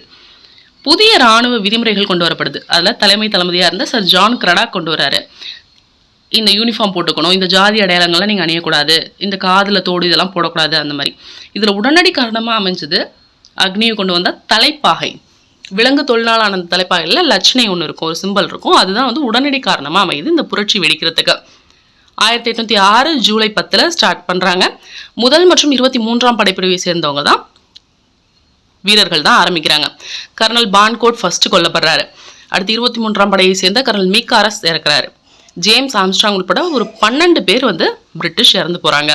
இந்த 12 பேரில் லெஃப்டினன்ட் எல்லி மற்றும் பாப்காங் இவங்க 2 பேரும் வந்து பிரிட்டிஷ் அரசோட பெட்டாலியனில் இருந்தவங்க. கோட்டைக்கு வெளியில் இருந்த மேஜர் ஹூட்ஸ் வந்து ஆர்காட்டோர் குதிரைப்படை தளபதியாக இருந்த கர்னல் கில்லஸ்பிக்கு தகவல் கொடுக்குறாரு. அவர் வரதுக்குள்ளே இங்கே என்ன பண்ணுறாங்கன்னா, திப்புவோட மூத்த பையன் ஃபதே ஹைதர்னு இருப்பார், அவரை அரசர்னு சொல்லி வீரர்கள்லாம் அந்த கோட்டையில் மைசூர் சுல்தானோட புலிக்கொடியை ஏற்றிடுவாங்க. ஸோ கில்லஸ்பி வராரு, எல்லாரையும் சுட்டு தள்ளுறாங்க. ஒரு 800 வீரர்கள்ட்ட இறந்து போகிறாங்க. திப்புவோட பசங்கள்லாம் என்ன பண்ணுவாங்கன்னா, கல்கத்தாவுக்கு நாடு கடத்துறாங்க. கில்லஸ்பிக்கு 7000 பக்கோடாக்கள் வந்து பரிசாக கொடுக்குறாங்க. இந்த பிரச்சனை வெடிக்க காரணமாக இருந்துச்சு அப்படின்னு சொல்லிட்டு ஜான் கிரடாக், அக்னியோ, வில்லியம் பெண்டிங் இவங்க எல்லாத்தையும் பதவி நீக்கம் செஞ்சு திரும்ப இங்கிலாந்துக்கே வர சொல்லிடுறாங்க. ஓகேவா, நெக்ஸ்ட் பார்க்க போகிறது இந்திய தேசிய காங்கிரஸ். சின்ன சின்ன சங்கங்கள், அமைப்புகள் அந்த மாதிரி உருவாக்கப்படும். ஓகேவா, சென்னை மகாஜன சபை அதெல்லாம் இருக்கு இல்லையா, அந்த மாதிரி சின்ன சின்ன சங்கங்கள் அங்கங்கே உருவாக்கப்படும். ஒட்டுமொத்தமாக ஆல் ஓவர் இந்தியாவுக்கும் கொண்டு வந்த கான்செப்ட் தான் இந்த இந்திய தேசிய காங்கிரஸ். எல்லாரும் அங்கங்கே இல்லாமல் ஓவரால் இந்தியாவுக்கு இருக்கணும் அப்படின்னு கொண்டு வரப்பட்டது தான் இந்திய தேசிய காங்கிரஸ். ஆனால் இது வந்து தொடக்கத்தில் எப்படி உருவாக்கப்பட்டதுன்னா, ஆங்கிலேயருக்கு கீழே ஒரு அவங்க சொல்கிற பேச்சு கேட்டுக்கிற மாதிரி ஒரு கூட்டத்தை வச்சுக்கணுங்கிறதுக்காக உருவாக்கப்பட்டது தான் இந்திய தேசிய காங்கிரஸ். ஏஓ ஹியூங்கிற ஒரு முன்னாள் ஐசிஎஸ் அதிகாரி தான் வந்து என்ன பண்ணியிருப்பார், அதையே உருவாக்குறதுக்கு காரணமாக இருந்திருப்பார். 1885 இந்திய தேசிய காங்கிரஸ் உருவாக்கப்படுது. இதோட முதல் கூட்டம் வந்து 1885 டிசம்பர் 28 பம்பாயில் WC பானர்ஜி தலைமையிலையும், ரெண்டாவது கூட்டம் 1886 கல்கத்தாவில் தாதாபாய் நவ்ரோஜி தலைமையிலையும், மூன்றாவது கூட்டம் 1887 சென்னை 1000 விளக்கு மக்கீஸ் தோட்டத்தில் பக்ருதீன் தியாப்ஜி தலைமையிலையும் நடக்கும். இதான் இந்திய தேசிய காங்கிரஸோட ஃபர்ஸ்ட் 3 கூட்டங்களை பற்றி தெரிஞ்சுட்டா போதும். அடுத்து இன்னும் நிறைய இருக்குது. ஓகேவா? 4வது கூட்டத்தை வந்து அலகாபாத்தில் ஜார்ஜ் யூலே தலைமையில் நடக்கும். இந்திய தேசிய காங்கிரஸ் இந்த மாதிரி வருஷத்துக்கு ஒரு முறை கூடுவாங்க. ஒரு 3 நாள் திருவிழா, ஆண்டு தமாஷா அப்படின்லாம் சொல்லி அதை ஒரு கேலியும் செஞ்சுருக்காங்க. ஓகேவா? இவங்க வந்து ஒரு மிதவாதிகள் மாதிரி தான் இருப்பாங்க. ஜஸ்ட்டு ஆங்கிலேய அதிகாரிகளுக்கு லெட்டர் போடுறது அந்த மாதிரியே தான் அவங்க இருப்பாங்க. ஓகேவா? என்னென்ன கோரிக்கைகள்லாம் வச்சாங்க அப்படின்னா, சட்ட மேலவையை உருவாக்குங்க, மெம்பர்ஸை இன்க்ரீஸ் பண்ணுங்கள், நீதித்துறையும் நிர்வாகத்துறையும் பிரிங்க, இராணுவ செலவை குறைங்க, அப்புறம் உள்நாட்டு வரியை குறைங்க, இந்தியாவிலையும் இங்கிலாந்துலேயும் ஒரே நேரத்தில் இந்த எக்ஸாமை நடத்துங்க அப்படின்னு சொல்லி, அரசு ஊழியர்களுக்கான எக்ஸாம் இருக்கு இல்லையா, இந்தியாவிலையும் இங்கிலாந்துலேயும் ஒரே நேரத்தில் நடத்துங்க அப்படின்னும் இந்த மாதிரிலாம் நடக்குது. ஓகேவா? ஸோ இதெல்லாம் அவங்களோட கோரிக்கைகள். இதுக்கப்புறம் இப்படி கோரிக்கை வச்சுட்டே இருந்தால் ஆகாது இல்லையா, இன்னும் கொஞ்சம் முன்னெடுக்கணும் அப்படின்னு சொல்லிட்டு தான் என்ன ஆகுறாங்க, தீவிர தேசியவாதிகள், மிதவாத தேசியவாதிகள், தீவிரவாத தேசியவாதிகள் அப்படின்னு 2ஆக பிரியுது. ஓகேவா? 1905 வங்க பிரிவினையை ஏற்படுத்துகிறாரு கர்சன் பிரபு. ஓகே, மத அடிப்படையில் அப்படியே மக்களை பிரிச்சிடணும். ஓகே, பிரித்தாளும் கொள்கை ஆங்கிலேயர்களோடதுன்னு சொல்லுவாங்க இல்லையா, அந்த வேலையை கர்சன் பிரபு பார்த்து விட்டார். ஸோ வங்காளத்தை அதிகாரப்பூர்வமாக 1905 அக்டோபர் 16 பிரிக்கிறாங்க. அதை துக்க நாளாக அனுஷ்டிச்சு மக்கள் என்ன பண்ணுறாங்கன்னா, கங்கை நதியில் ஒரு 1000க்கும் மேற்பட்டோர் போய் நீராடி வந்தே மாதரம் பாடலை பாடி அணிவகுப்பு நடத்திட்டு போகிறாங்க கல்கத்தா வீதிகளில். இதுக்கப்புறம் வங்க பிரிவினைக்கு அப்புறம் என்ன ஆகுதுன்னா, சுதேசி இயக்கம் மீட்டெழுது 1906. அந்நிய பொருட்கள்லாம் புறக்கணிக்கிறது, வேறு வெளிநாட்டு பொருட்கள்லாம் வாங்காதீங்க, அரசு பள்ளிகள் கல்லூரிகளுக்கு போகாதீங்க, நீதிமன்றங்கள் பட்டங்கள் அரசு சேவைகள் எதுக்குமே போகாதீங்க, கவர்மெண்ட்டுக்கு ஒத்துழைக்காதீங்கிறது தான். ஓகேவா? சுதேசி இயக்கத்தில் வந்து சுதேசி தொழிற்சாலைகளை மேம்படுத்தணும். அதாவது நம்மளே ஆங்கிலேயர் சார்ந்து இல்லாமல் நம்மளே ஒரு பொருட்களாகட்டும் தொழிற்சாலைகளாகட்டும் எல்லாமே நம்மளே மேக் பண்ணணும் அப்படின்னு சொல்லி சுதேசி இயக்கம் வந்து வலுப்பெறுது. தீவிரவாத தேசியவாதிகள் யார் அப்படின்னு பார்த்தோம்னா, லால் பால், லாலா லஜபதி ராய், பால கங்காதர திலகர், பிபின் சந்திரபால், இவங்க 3 பேரும் ரொம்ப முக்கியமானவங்க. தமிழ்நாட்டில் வந்து வாபுசி என்ன பண்ணுறாரு, சுதேசி நீராவி கப்பல் கம்பெனியை வந்து உருவாக்குறாரு. பால கங்காதர திலகர் என்ன சொல்கிறாருன்னா, சுயராட்சியம் எனது பிறப்புரிமை, நான் அதை அடைந்தே தீர்வேன் அப்படின்னு சொல்கிறாரு பால கங்காதர திலகர். ஓகேவா? தன்னாட்சி இயக்கத்தை பால கங்காதர திலகரும் 90% 1916 ஆரம்பிக்கிறாங்க. ஓகே, தன்னாட்சி, இந்தியாவுக்கு தன்னாட்சி டொமினியன் அந்தஸ்து அப்படிங்கிறது கிடைக்கணும் அப்படின்னு சொல்லி போராடுறாங்க. லக்னோ ஒப்பந்தம் 1916 போடப்படுது. ஓகேவா? காங்கிரஸ் மற்றும் முஸ்லீம் லீக் 2 பேருமே இந்த தன்னாட்சிங்கிற கருத்தை ஏற்றுக்கிறாங்க. அதே சமயத்தில் முஸ்லீம்களுக்கு தனி தொகுதி கொடுங்க அப்படிங்கிறதுக்கும் ஒத்துக்கிறாங்க இந்த லக்னோ ஒப்பந்தத்தில். 1919 மாண்டேகு செம்ஸ்போர்ட் சீர்திருத்தப்படி என்ன சொல்கிறாங்கன்னா, இந்தியாவிற்கு படிப்படியாக தன்னாட்சி வந்து நாங்கள் உறுதி செஞ்சு தரோம் அப்படின்னு சொல்லிட்டு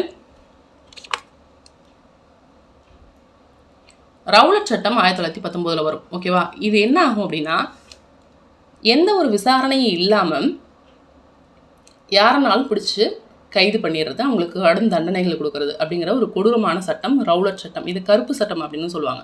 1919 கொண்டு வரப்படுது. ஓகேவா? இதில் காந்தியடிகளை பற்றி அப்படியே பார்க்கலாம், இந்த ஹிஸ்ட்ரியோட என்னஞ்சு. ஓகே, காந்தியடிகள் குஜராத் போர்பந்தரில் 1869 அக்டோபர் 2 பிறக்கிறாரு. மோகன்தாஸ் கரம்சந்த் காந்தி இவரோட பேர். அப்பா காபா காந்தி போர்பந்தர் ராஜ்கோட்டோட திவானா இருந்திருக்கிறவர். புத்லிபாய் அம்மா பேர். 1888 இங்கிலாந்துக்கு லா படிக்கணும் அப்படின்ட்டு போகிறாரு. 1891 ஜூனில் வழக்கறிஞர் பட்டத்தையும் வாங்கிடுறாரு. 1893 ஏப்ரலில் தென்னாப்பிரிக்காவில் இந்த வழக்கறிஞர் வேலை இருக்குது அப்படின்னு சொல்லிட்டு அங்கே போகிறாரு. அப்போ தென்னாப்பிரிக்காவில் அவர் வேலை பார்த்துட்டு இருக்க சமயத்தில் டர்பன் டு பிரிட்டோரியாவுக்கு ரயில் பயணம் மேற்கொள்கிறாரு. முதல் வகுப்பில் தான் பயணிக்கிறாரு. ஆனால் பீட்டர் மாரிட்ஸ்பர்க் அப்படிங்கிற ரயில் நிலையத்தில் நிறவெறி காரணமாக இறக்கி விடப்படுறாரு காந்தியடிகள். ஓகேவா? இதனால் டிரான்ஸ்வால் அப்படிங்கிற பகுதியில் இந்தியர்கள் கூட்டத்தை கூட்டுறாங்க. ஓகே, இந்த டிரான்ஸ்வாலில் பொறுத்த வரைக்கும் இந்தியர்களுக்கு தலைவரியாக ஒரு 3 பவுண்டு கொடுப்பாங்க. இந்தியர்கள்னா மட்டும் நீங்கள் ஆளுக்கு 3 பவுண்டு கட்டணும் நீ இந்தியர் அப்படிங்கிற காரணத்துக்காக. அது மாதிரி 9 மணிக்கு மேலாம் நீங்கள் வெளிலலாம் போகக்கூடாது. இந்த மாதிரி நிறைய ரூல்ஸ் இருந்துச்சு. ஸோ இந்தியர்களுக்கான ஒரு கூட்டத்தை திரட்டி தென்னாப்பிரிக்காவில் ஒரு சத்தியாகிரகத்தை மேற்கொள்கிறாரு காந்தியடிகள். காந்தியடிகளுக்கு பிடிச்ச புக்ஸ் எல்லாம் என்னென்ன அப்படின்னு பார்த்தோம்னா, the kingdom of God is within you அப்படிங்கிற டால்ஸ்டாய் புக்கும், அன்டு த லாஸ்ட்டுங்கிற ஜான் ரஸ்கின் புக்கும், சிவில் டிசோபீடியன்ஸ் அப்படிங்கிற தாரோ புக்கும் காந்தியடிகளை ஈர்த்த புக்ஸ் அப்படின்னு சொல்லலாம். ஃபீனிக்ஸ் குடியிருப்பு 1905லையும் டால்ஸ்டாய் பண்ணையை 1910லையும் நிறுவுறாரு காந்தியடிகள்.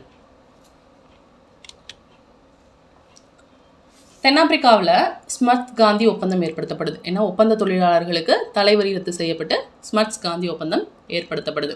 இதுக்கப்புறம் சம்ரான் சத்தியாகிரகத்தில் காந்தி கலந்துருப்பார். இது ஏற்கனவே பார்த்தோம் இல்லையா, சம்ரான் அவுரி செடி பயிரிட சொல்கிறாங்க, தீன்காதியா முறை பின்பற்றப்படுறது அப்படின்னு சொல்லி ராஜ்குமார் சுக்லாங்கிற விவசாயி தான் காந்திக்கு அழைப்பு கொடுத்துருப்பாரு. இந்த சம்ரான் சத்தியாகிரகத்தில் ராஜேந்திர பிரசாத் முன்னாள் குடியரசுத் தலைவர் இருக்கார் இல்லையா, அவரும் பிரஜ்கிஷோர் பிரசாத் இவங்க 2 பேரும் காந்தியடிகளுக்கு துணையாக இருந்திருப்பாங்க. இந்த தீன்காதியா முறை ரத்து செய்யப்பட்டிருக்கும். அதுக்கப்புறம் 1918 அகமதாபாத் மில் வேலை நிறுத்தத்தில் காந்தி கலந்துக்கிறாரு. அதுக்கப்புறம் கேதா சத்தியாகிரகத்தில் காந்தி கலந்துக்கிறாரு.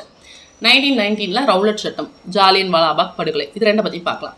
ஸோ ரவுலட் சட்டம் ஏற்கனவே சொன்ன மாதிரி விசாரணை இல்லாமல் பிடி உத்தரவு இல்லாமல் ஒருத்தவங்களை பிடிச்சி ஜெயிலில் போட்டுருவாங்க. இதை கருப்பு சட்டம் அப்படின்னு சொன்னாங்க.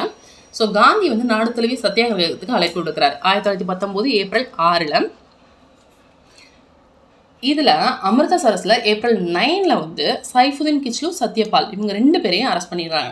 ஸோ இவங்க கைதுக்கு எதிராக மக்கள் என்ன பிளான் போடுறாங்க அப்படின்னா, அமிர்தசரஸில் ஜாலியன் வாலாபாக் அப்படிங்கிற இடத்துல ஒரு பொதுக்கூட்டம் நடத்த ஏற்பாடு செய்கிறாங்க. 1919 ஏப்ரல் 13 ஊரடங்கு இருக்கும், ஆனால் அதை மீறி இவங்க பொதுக்கூட்டம் நடத்த ஏற்பாடு பண்ணுறாங்க.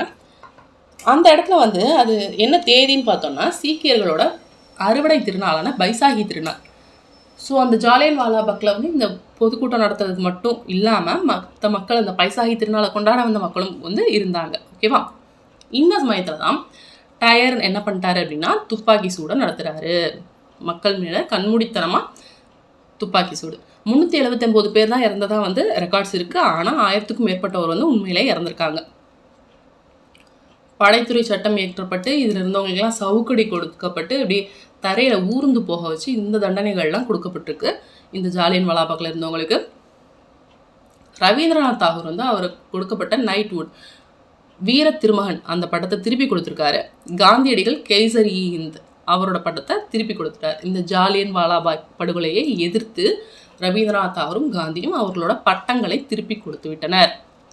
நெக்ஸ்ட் பார்க்க போகிறது கிலாபத் இயக்கம். துருக்கியில் கலிஃபான் இருப்பார் பதவியில். ஓகேவா? அவர் தான் ஒட்டுமொத்த முஸ்லிம் மக்களுக்கும் தலைவராக கருதப்படுறவர். அவரை அந்த பதவியிலேருந்து நீக்கி ட்டாங்க. ஸோ அவருக்கு அந்த பதவியை கொடுக்கணும், அவருக்கு சப்போர்ட்டாக வந்தது தான் இந்த கிலாபத் இயக்கம். மௌலானா சாகுத் அலி, மௌலானா முகமது அலி இவங்க 2 பேரால் தொடங்கப்பட்டது. 1919 நவம்பரில் டெல்லியில் கூட்டம் நடத்தி அதில் காந்தி தலைமை ஏற்கிறாரு. இந்த கிலாபத் கூட்டத்தில் காந்தி தலைமை ஏற்கிறாரு. அங்கே சவுகத் அலி சொல்கிறாரு, அல்லாஹு அக்பர், வந்தே மாதரம், இந்து முஸ்லீம் வாழ்க, இதெல்லாம் சொல்கிறாரு. இந்த சொல்கிறதுக்கு காந்தி ஆதரவும் தராரு. அலகாபாத்தில் கிலாபத் கூட்டம் 1920 ஜூன் 9 நடக்குது. அந்த கிலாபத் கூட்டத்தில் ஒத்துழையாமை இயக்கத்தை ஏற்றுக்கொண்டது. ஓகேவா? ஒத்துழையாமை இயக்கம் 1920 நடக்குது. அதுக்கு கல்கத்தாவில் நடந்த ஐஎன்சியில் அனுமதி கொடுக்குறாங்க 1920 செப்டம்பரில். 1920 டிசம்பரில் சேலம் சி விஜயராகவாச்சார் தலைமையில் நடந்த நாக்பூர் மாநாட்டில், கல்கத்தா காங்கிரஸ் மாநாட்டில் தீர்மானம் நிறைவேற்றப்படுது. ஒத்துழையாமை இயக்கத்திற்கு ஆதரவாக தீர்மானம் நிறைவேற்றப்படுது.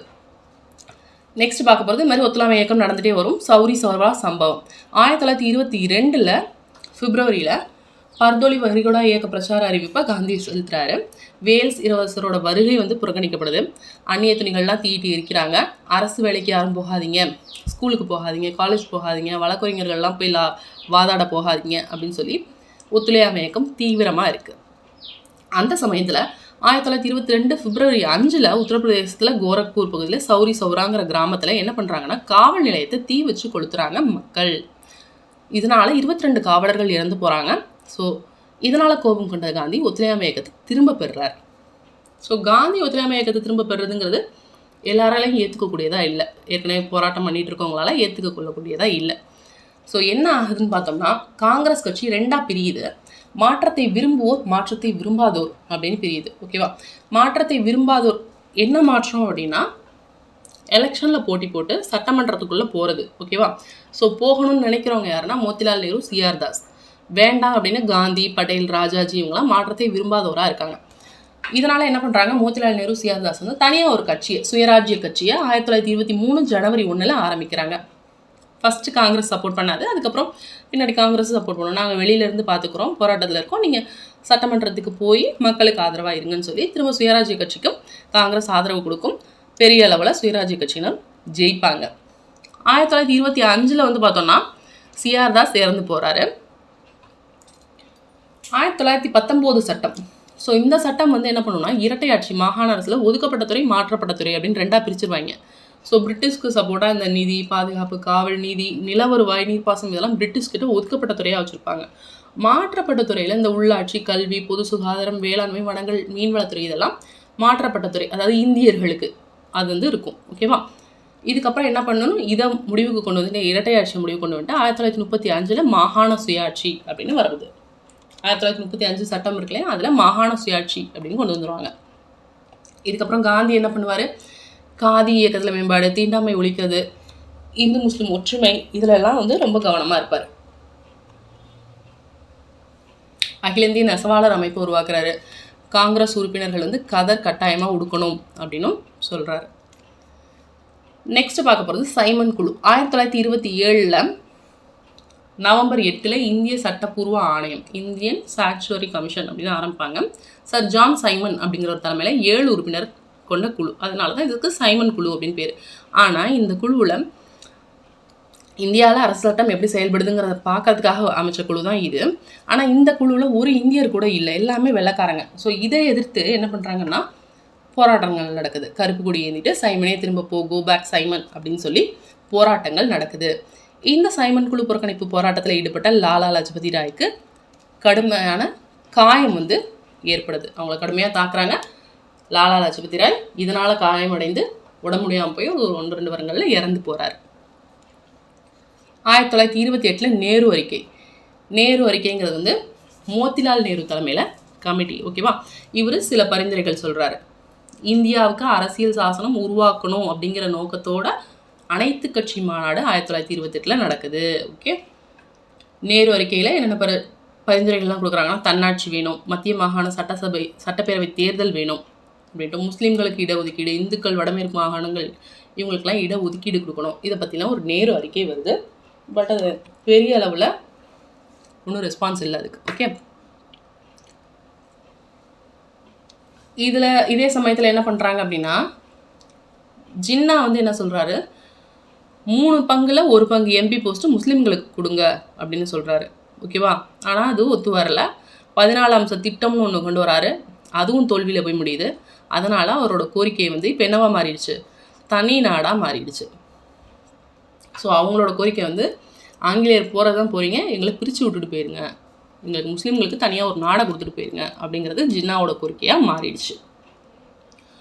சட்ட மறுப்பு இயக்கம் 1929 டிசம்பரில் லாகூர் காங்கிரஸ் அமர்வில் ஜவஹர்லால் நேரு அவர்கள் தலைமையில் முழுமையான சுதந்திரம் அப்படிங்கிறது இலக்காக அமையுது. ஓகேவா? இங்கே தான் பூர்ண ஸ்வராஜ் டே 1930 ஜனவரி 26 சுதந்திர தின நாளாக அடுத்த வருஷத்தில் கொண்டாடுவாங்க. ஓகே, என்னென்னலாம் சட்டமறுப்பு இயக்கத்தில் வட்டமேஜை மாநாடு நடக்கும் இருக்கும் அடுத்து. ஸோ அதுக்கு போக வேண்டாம் அப்படின்னு சொல்லிட்டு சட்டமறுப்பு இயக்கத்தை தொடங்கணும்னு முடிவு செய்கிறாங்க. உப்பு சத்தியாகிரகத்தை காந்தி அடுத்து கையில் எடுக்கிறார். 1930 ஜனவரி 31 இந்த கோரிக்கைகள்லாம் நிறைவேற்றித்தாங்க அப்படின்னு சொல்லி இர்வின் பிரபு கிட்ட ஒரு மனுவை கொடுக்குறாங்க. ஆனால் அவங்க ஒன்றும் பண்ணலை. என்னென்ன கோரிக்கைகள்னு பார்த்தீங்கன்னா, இந்த இராணுவ ஆட்சி பணி செலவெல்லாம் குறைங்க, அரசியல் கைதிகள்லாம் இருக்காங்களா அவங்களாம் விடுதலை செய்யுங்க, நில வருவாயை வந்து 50% குறைங்க, உப்பு வரியை ரத்து செய்யுங்க அப்படின்னு சொல்லி கோரிக்கைகள் கொடுத்துருக்காங்க. ஆனால் ஒரு ரெஸ்பான்ஸும் இல்லை. ஸோ 1930 மார்ச் 12 என்ன பண்ணுறாங்க அப்படின்னா, தண்டி யாத்திரைன்னு சொல்லுவோம் இல்லையா, சபர்மதி ஆசிரமத்திலேருந்து தண்டிக்கு வந்து காந்தி போகிறாரு. 78 பேரை ஃபஸ்ட்டு கூட்டிகிட்டு போவார். பின்னாடி நூற்றுக்கணக்கான பேர் வந்து அவர் கூட சேர்ந்துக்குவாங்க. 24 நாள் 241 மைல் வந்து நடந்தே போய் அவரோட 61 வயசில் 1930 ஏப்ரல் 5 தண்டியை போய் அடைகிறாரு. அங்கே தண்டி அடைஞ்சு ஒரு பிடி உப்பை கையில் அள்ளுறாரு. உப்பு சட்டத்தை மீறுறாரு. காந்தி கைது செய்யப்படுவார். அதே மாதிரி மாகாணங்களையும் உப்பு சத்தியாகிரகம் நடக்குது. தமிழ்நாட்டில் ராஜாஜி பண்ணுறாரு, திருச்சியிலேருந்து வேதாரண்யம் போகிறாங்க. ஓகேவா. வடமேற்கு எல்லையில் வந்து கான் அப்துல் கஃபார் கான் அப்படின்னு சொல்லப்படுறவர் செஞ்சட்டைகள் குடைக்கிட் மட்கர் இயக்கம் அப்படிங்கிறதையும் நடத்திட்டு வந்தவர் கான் அப்துல் கஃபார் கான். காந்தி கைது செய்யப்பட்டு எரவாடா சிறையில் அடைக்கப்படுறாரு. எல்லா தலைவர்களுமே கைது செய்கிறாங்க. இன்னொரு விஷயம் பார்த்தீங்கன்னா, இந்த ஆந்திரா சைடு நடக்கிறது வனவாசிகளோட நலனுக்காக அல்லூரி சீதாராம ராஜு இவர் போராடிப்பார். ஓகே. வட்டமேஜை மாநாடுகள் 3 வட்டமேஜை மாநாடுகளுமே லண்டனில் தான் நடக்கும். 1930 ஃபஸ்ட்டு, 31 செகண்டு, 32 தேர்டு 3 மாநாடுகள் நடக்கும். ஃபஸ்ட்டு மாநாட்டில் காங்கிரஸ் கலந்துக்காது. ஓகேவா. ஏன்னா சட்டமறுப்பு இயக்கம் இருக்கும், கலந்துக்காது. ராம்சே மெக்டொனால்ட் என்ன பண்ணுறாரு அப்படின்னா, மாகாண சுயாட்சியுடன் கூடிய மத்திய அரசு அப்படிங்கிறத அறிவிக்கிறாரு. அடுத்தது காந்தி இர்வின் ஒப்பந்தம் போடப்படுது. ஏன் அப்படின்னா, காங்கிரஸ் வந்து வட்டமேஜை மாநாட்டில் கலந்துக்கணுங்கிறத ஒரு முக்கியமான காரணமாக தெரிஞ்சு காந்தி இர்வின் ஒப்பந்தம் போடப்படுது. 1931 மார்ச் 5 போடப்படுது. ஸோ இந்த ஒப்பந்தத்துப்படி வன்முறையில் ஈடுபடாத அரசியல் கைதிகளை விடுதலை செஞ்சுட்டு, என்ன நிலங்கள்லாம் கைப்பற்றிருப்பாங்களோ அதெல்லாம் திரும்ப கொடுங்க. பதவி விலகி இருப்பாங்கள்ல அரசு ஊழியர்கள்லாம் இந்த ஒத்துழையாமை இயக்கம் சட்டமறுப்பு இயக்கம் காரணமாக அவங்களுக்கு கொஞ்சம் அவங்க விஷயத்தில் நீக்குப்போக்காக நடந்துக்கங்க. அதுமாதிரி உப்பை வந்து அவங்க கடலோர மக்கள் அவங்க பயன்பாட்டுக்கு எடுக்கிறதுக்கு என்ன தப்பு? ஸோ அதெல்லாம் ஒரு ஒப்பந்தமாக போடப்படுது காந்திக்கும் இர்வினுக்கும். சட்டமறுப்பு இயக்கங்கிறது அப்போ ரத்து செஞ்சுறாங்க ஒப்பந்தம் போட்டதுனால. அதனால் 2வது வட்டமேஜை மாநாட்டில் காந்தி கலந்துக்கிறாரு. 1931 செப்டம்பர் 7. இங்கே என்ன பிரச்சனை வருதுன்னா, சிறுபான்மையினருக்கு தகுதி தொகுதி வேண்டும் அப்படின்னு சொல்லப்படுது. அதை காந்தி ஏற்றுக்கல. ஓகேவா. திரும்ப 3வது மாநாடு வராங்க, அங்கே காங்கிரஸ் கலந்துக்கல. 3வது வட்டமேஜை மாநாடு படைத்துறை சட்டத்தின்படி காந்தி 1932 ஜனவரி 4 கைது செய்யப்பட்டுருவார். ஸோ காங்கிரஸ் 3வது மாநாட்டில் கலந்துக்கல. இதுதான் வட்டமேஜை மாநாடுகள் பற்றின கருத்து. இதுக்கு இடையில் வந்து பார்த்திங்கன்னா பூனா ஒப்பந்தம் போடப்பட்டிருக்கும். 1932 ஆகஸ்ட் 16 வகுப்பு வாரி ஒதுக்கிட்ட ராம்சே மெக்டொனால்டு அறிவிக்கிறார். ஓகேவா. தனி தொகுதி வேணும் அப்படிங்கிறதுக்கு எதிராக காந்தி என்ன பண்ணுறாரு, சாகும் வரை உண்ணாவிரதத்தை எரவாடா சிறையில் இருக்கிறாரு 1932 செப்டம்பர் 20. ஸோ காந்திக்கும் அம்பேத்கருக்கும் ஒப்பந்தம் போடப்படுது. இந்த மாதிரி தனி தொகுதிங்கிறது வேண்டாம், ஒடுக்கப்பட்ட உறுப்பினருக்கு வந்து 71லேருந்து 148 சீட்டை இன்க்ரீஸ் பண்ணலாம் அப்படின்னு சொல்லி பண்ணுறாங்க. அதே மாதிரி மத்திய சட்டப்பேரவையிலும் 18% கொடுக்குறோம் அப்படின்னு சொல்லி முடிவு எட்டப்படுது. இதுக்கப்புறமா ஹரிஜனர் சேவை சங்கத்தை காந்தி தொடர்றாரு. 1933 ஜனவரி 8 வந்து கோவில் நுழைவு நாள் அப்படின்னு அனுசரிக்கிறாங்க. வேற என்னென்ன இயக்கங்கள்லாம் இருந்ததுன்னு பார்த்தோம்னா, சமதர்மவாத சோசியலிஸ்ட் இயக்கங்கள். ரஷ்ய புரட்சியின் தாக்கத்தின் காரணமாக இந்த கம்யூனிஸ்ட் அப்படிங்கிறது வருது. ஓகேவா. பொது உடைமை, இந்திய பொது உடைமை கட்சி தாஷ்கண்டில் 1920 ஆரம்பிக்கப்படுது. எம்என் ராய், அபானி முகர்ஜி, எம்பிடி ஆச்சாரியா இவங்களெல்லாம் உருவாக்கப்படுது. 1924 கான்பூர் சதி வழக்கில் இவங்கெல்லாம் எம்என் ராய், எஸ்ஏ டாங்கே இவங்கெல்லாம் கைது செய்யப்படுறாங்க. கான்பூரில் அகில இந்திய பொது உடைமை மாநாட்டில் சிங்காரவேலர் தலைமை உரை ஆற்றுவார். அகில இந்திய தொழிலாளர்கள் கட்சி மற்றும் விவசாயிகள் கட்சிங்கிறது 1928 உருவாக்கப்படுது. புரட்சிகர நடவடிக்கைகள்லாம் என்னெல்லாம் இருக்குன்னு பார்த்தோம்னா, இந்த காந்தி வந்து ஒத்துழையாமை இயக்கத்தை வாபஸ் வாங்கியிருப்பார் இல்லையா, சௌரி சௌரா நிகழ்வின் காரணமாக. அதுக்கப்புறம் என்ன ஆகும்னா, 1924 கான்பூரில் இந்துஸ்தான் குடியரசு இராணுவம் அப்படிங்கிறத ஆரம்பிக்கிறாங்க. அதில் 1925 ராம்பிரசாத் பிஸ்மில், அஸ்ஃபாகுல்லா கான் இவங்க 2 பேரும் கஹோரி, லக்னோ கிட்ட கஹோரி இந்த இடத்துல ரயில் போயிட்டுருக்கோம், அரசு பணத்தை எடுத்துக்கிட்டு அந்த பணத்தை கொள்ளடிச்சு மக்கள்கிட்ட கொடுத்துட்றாங்க.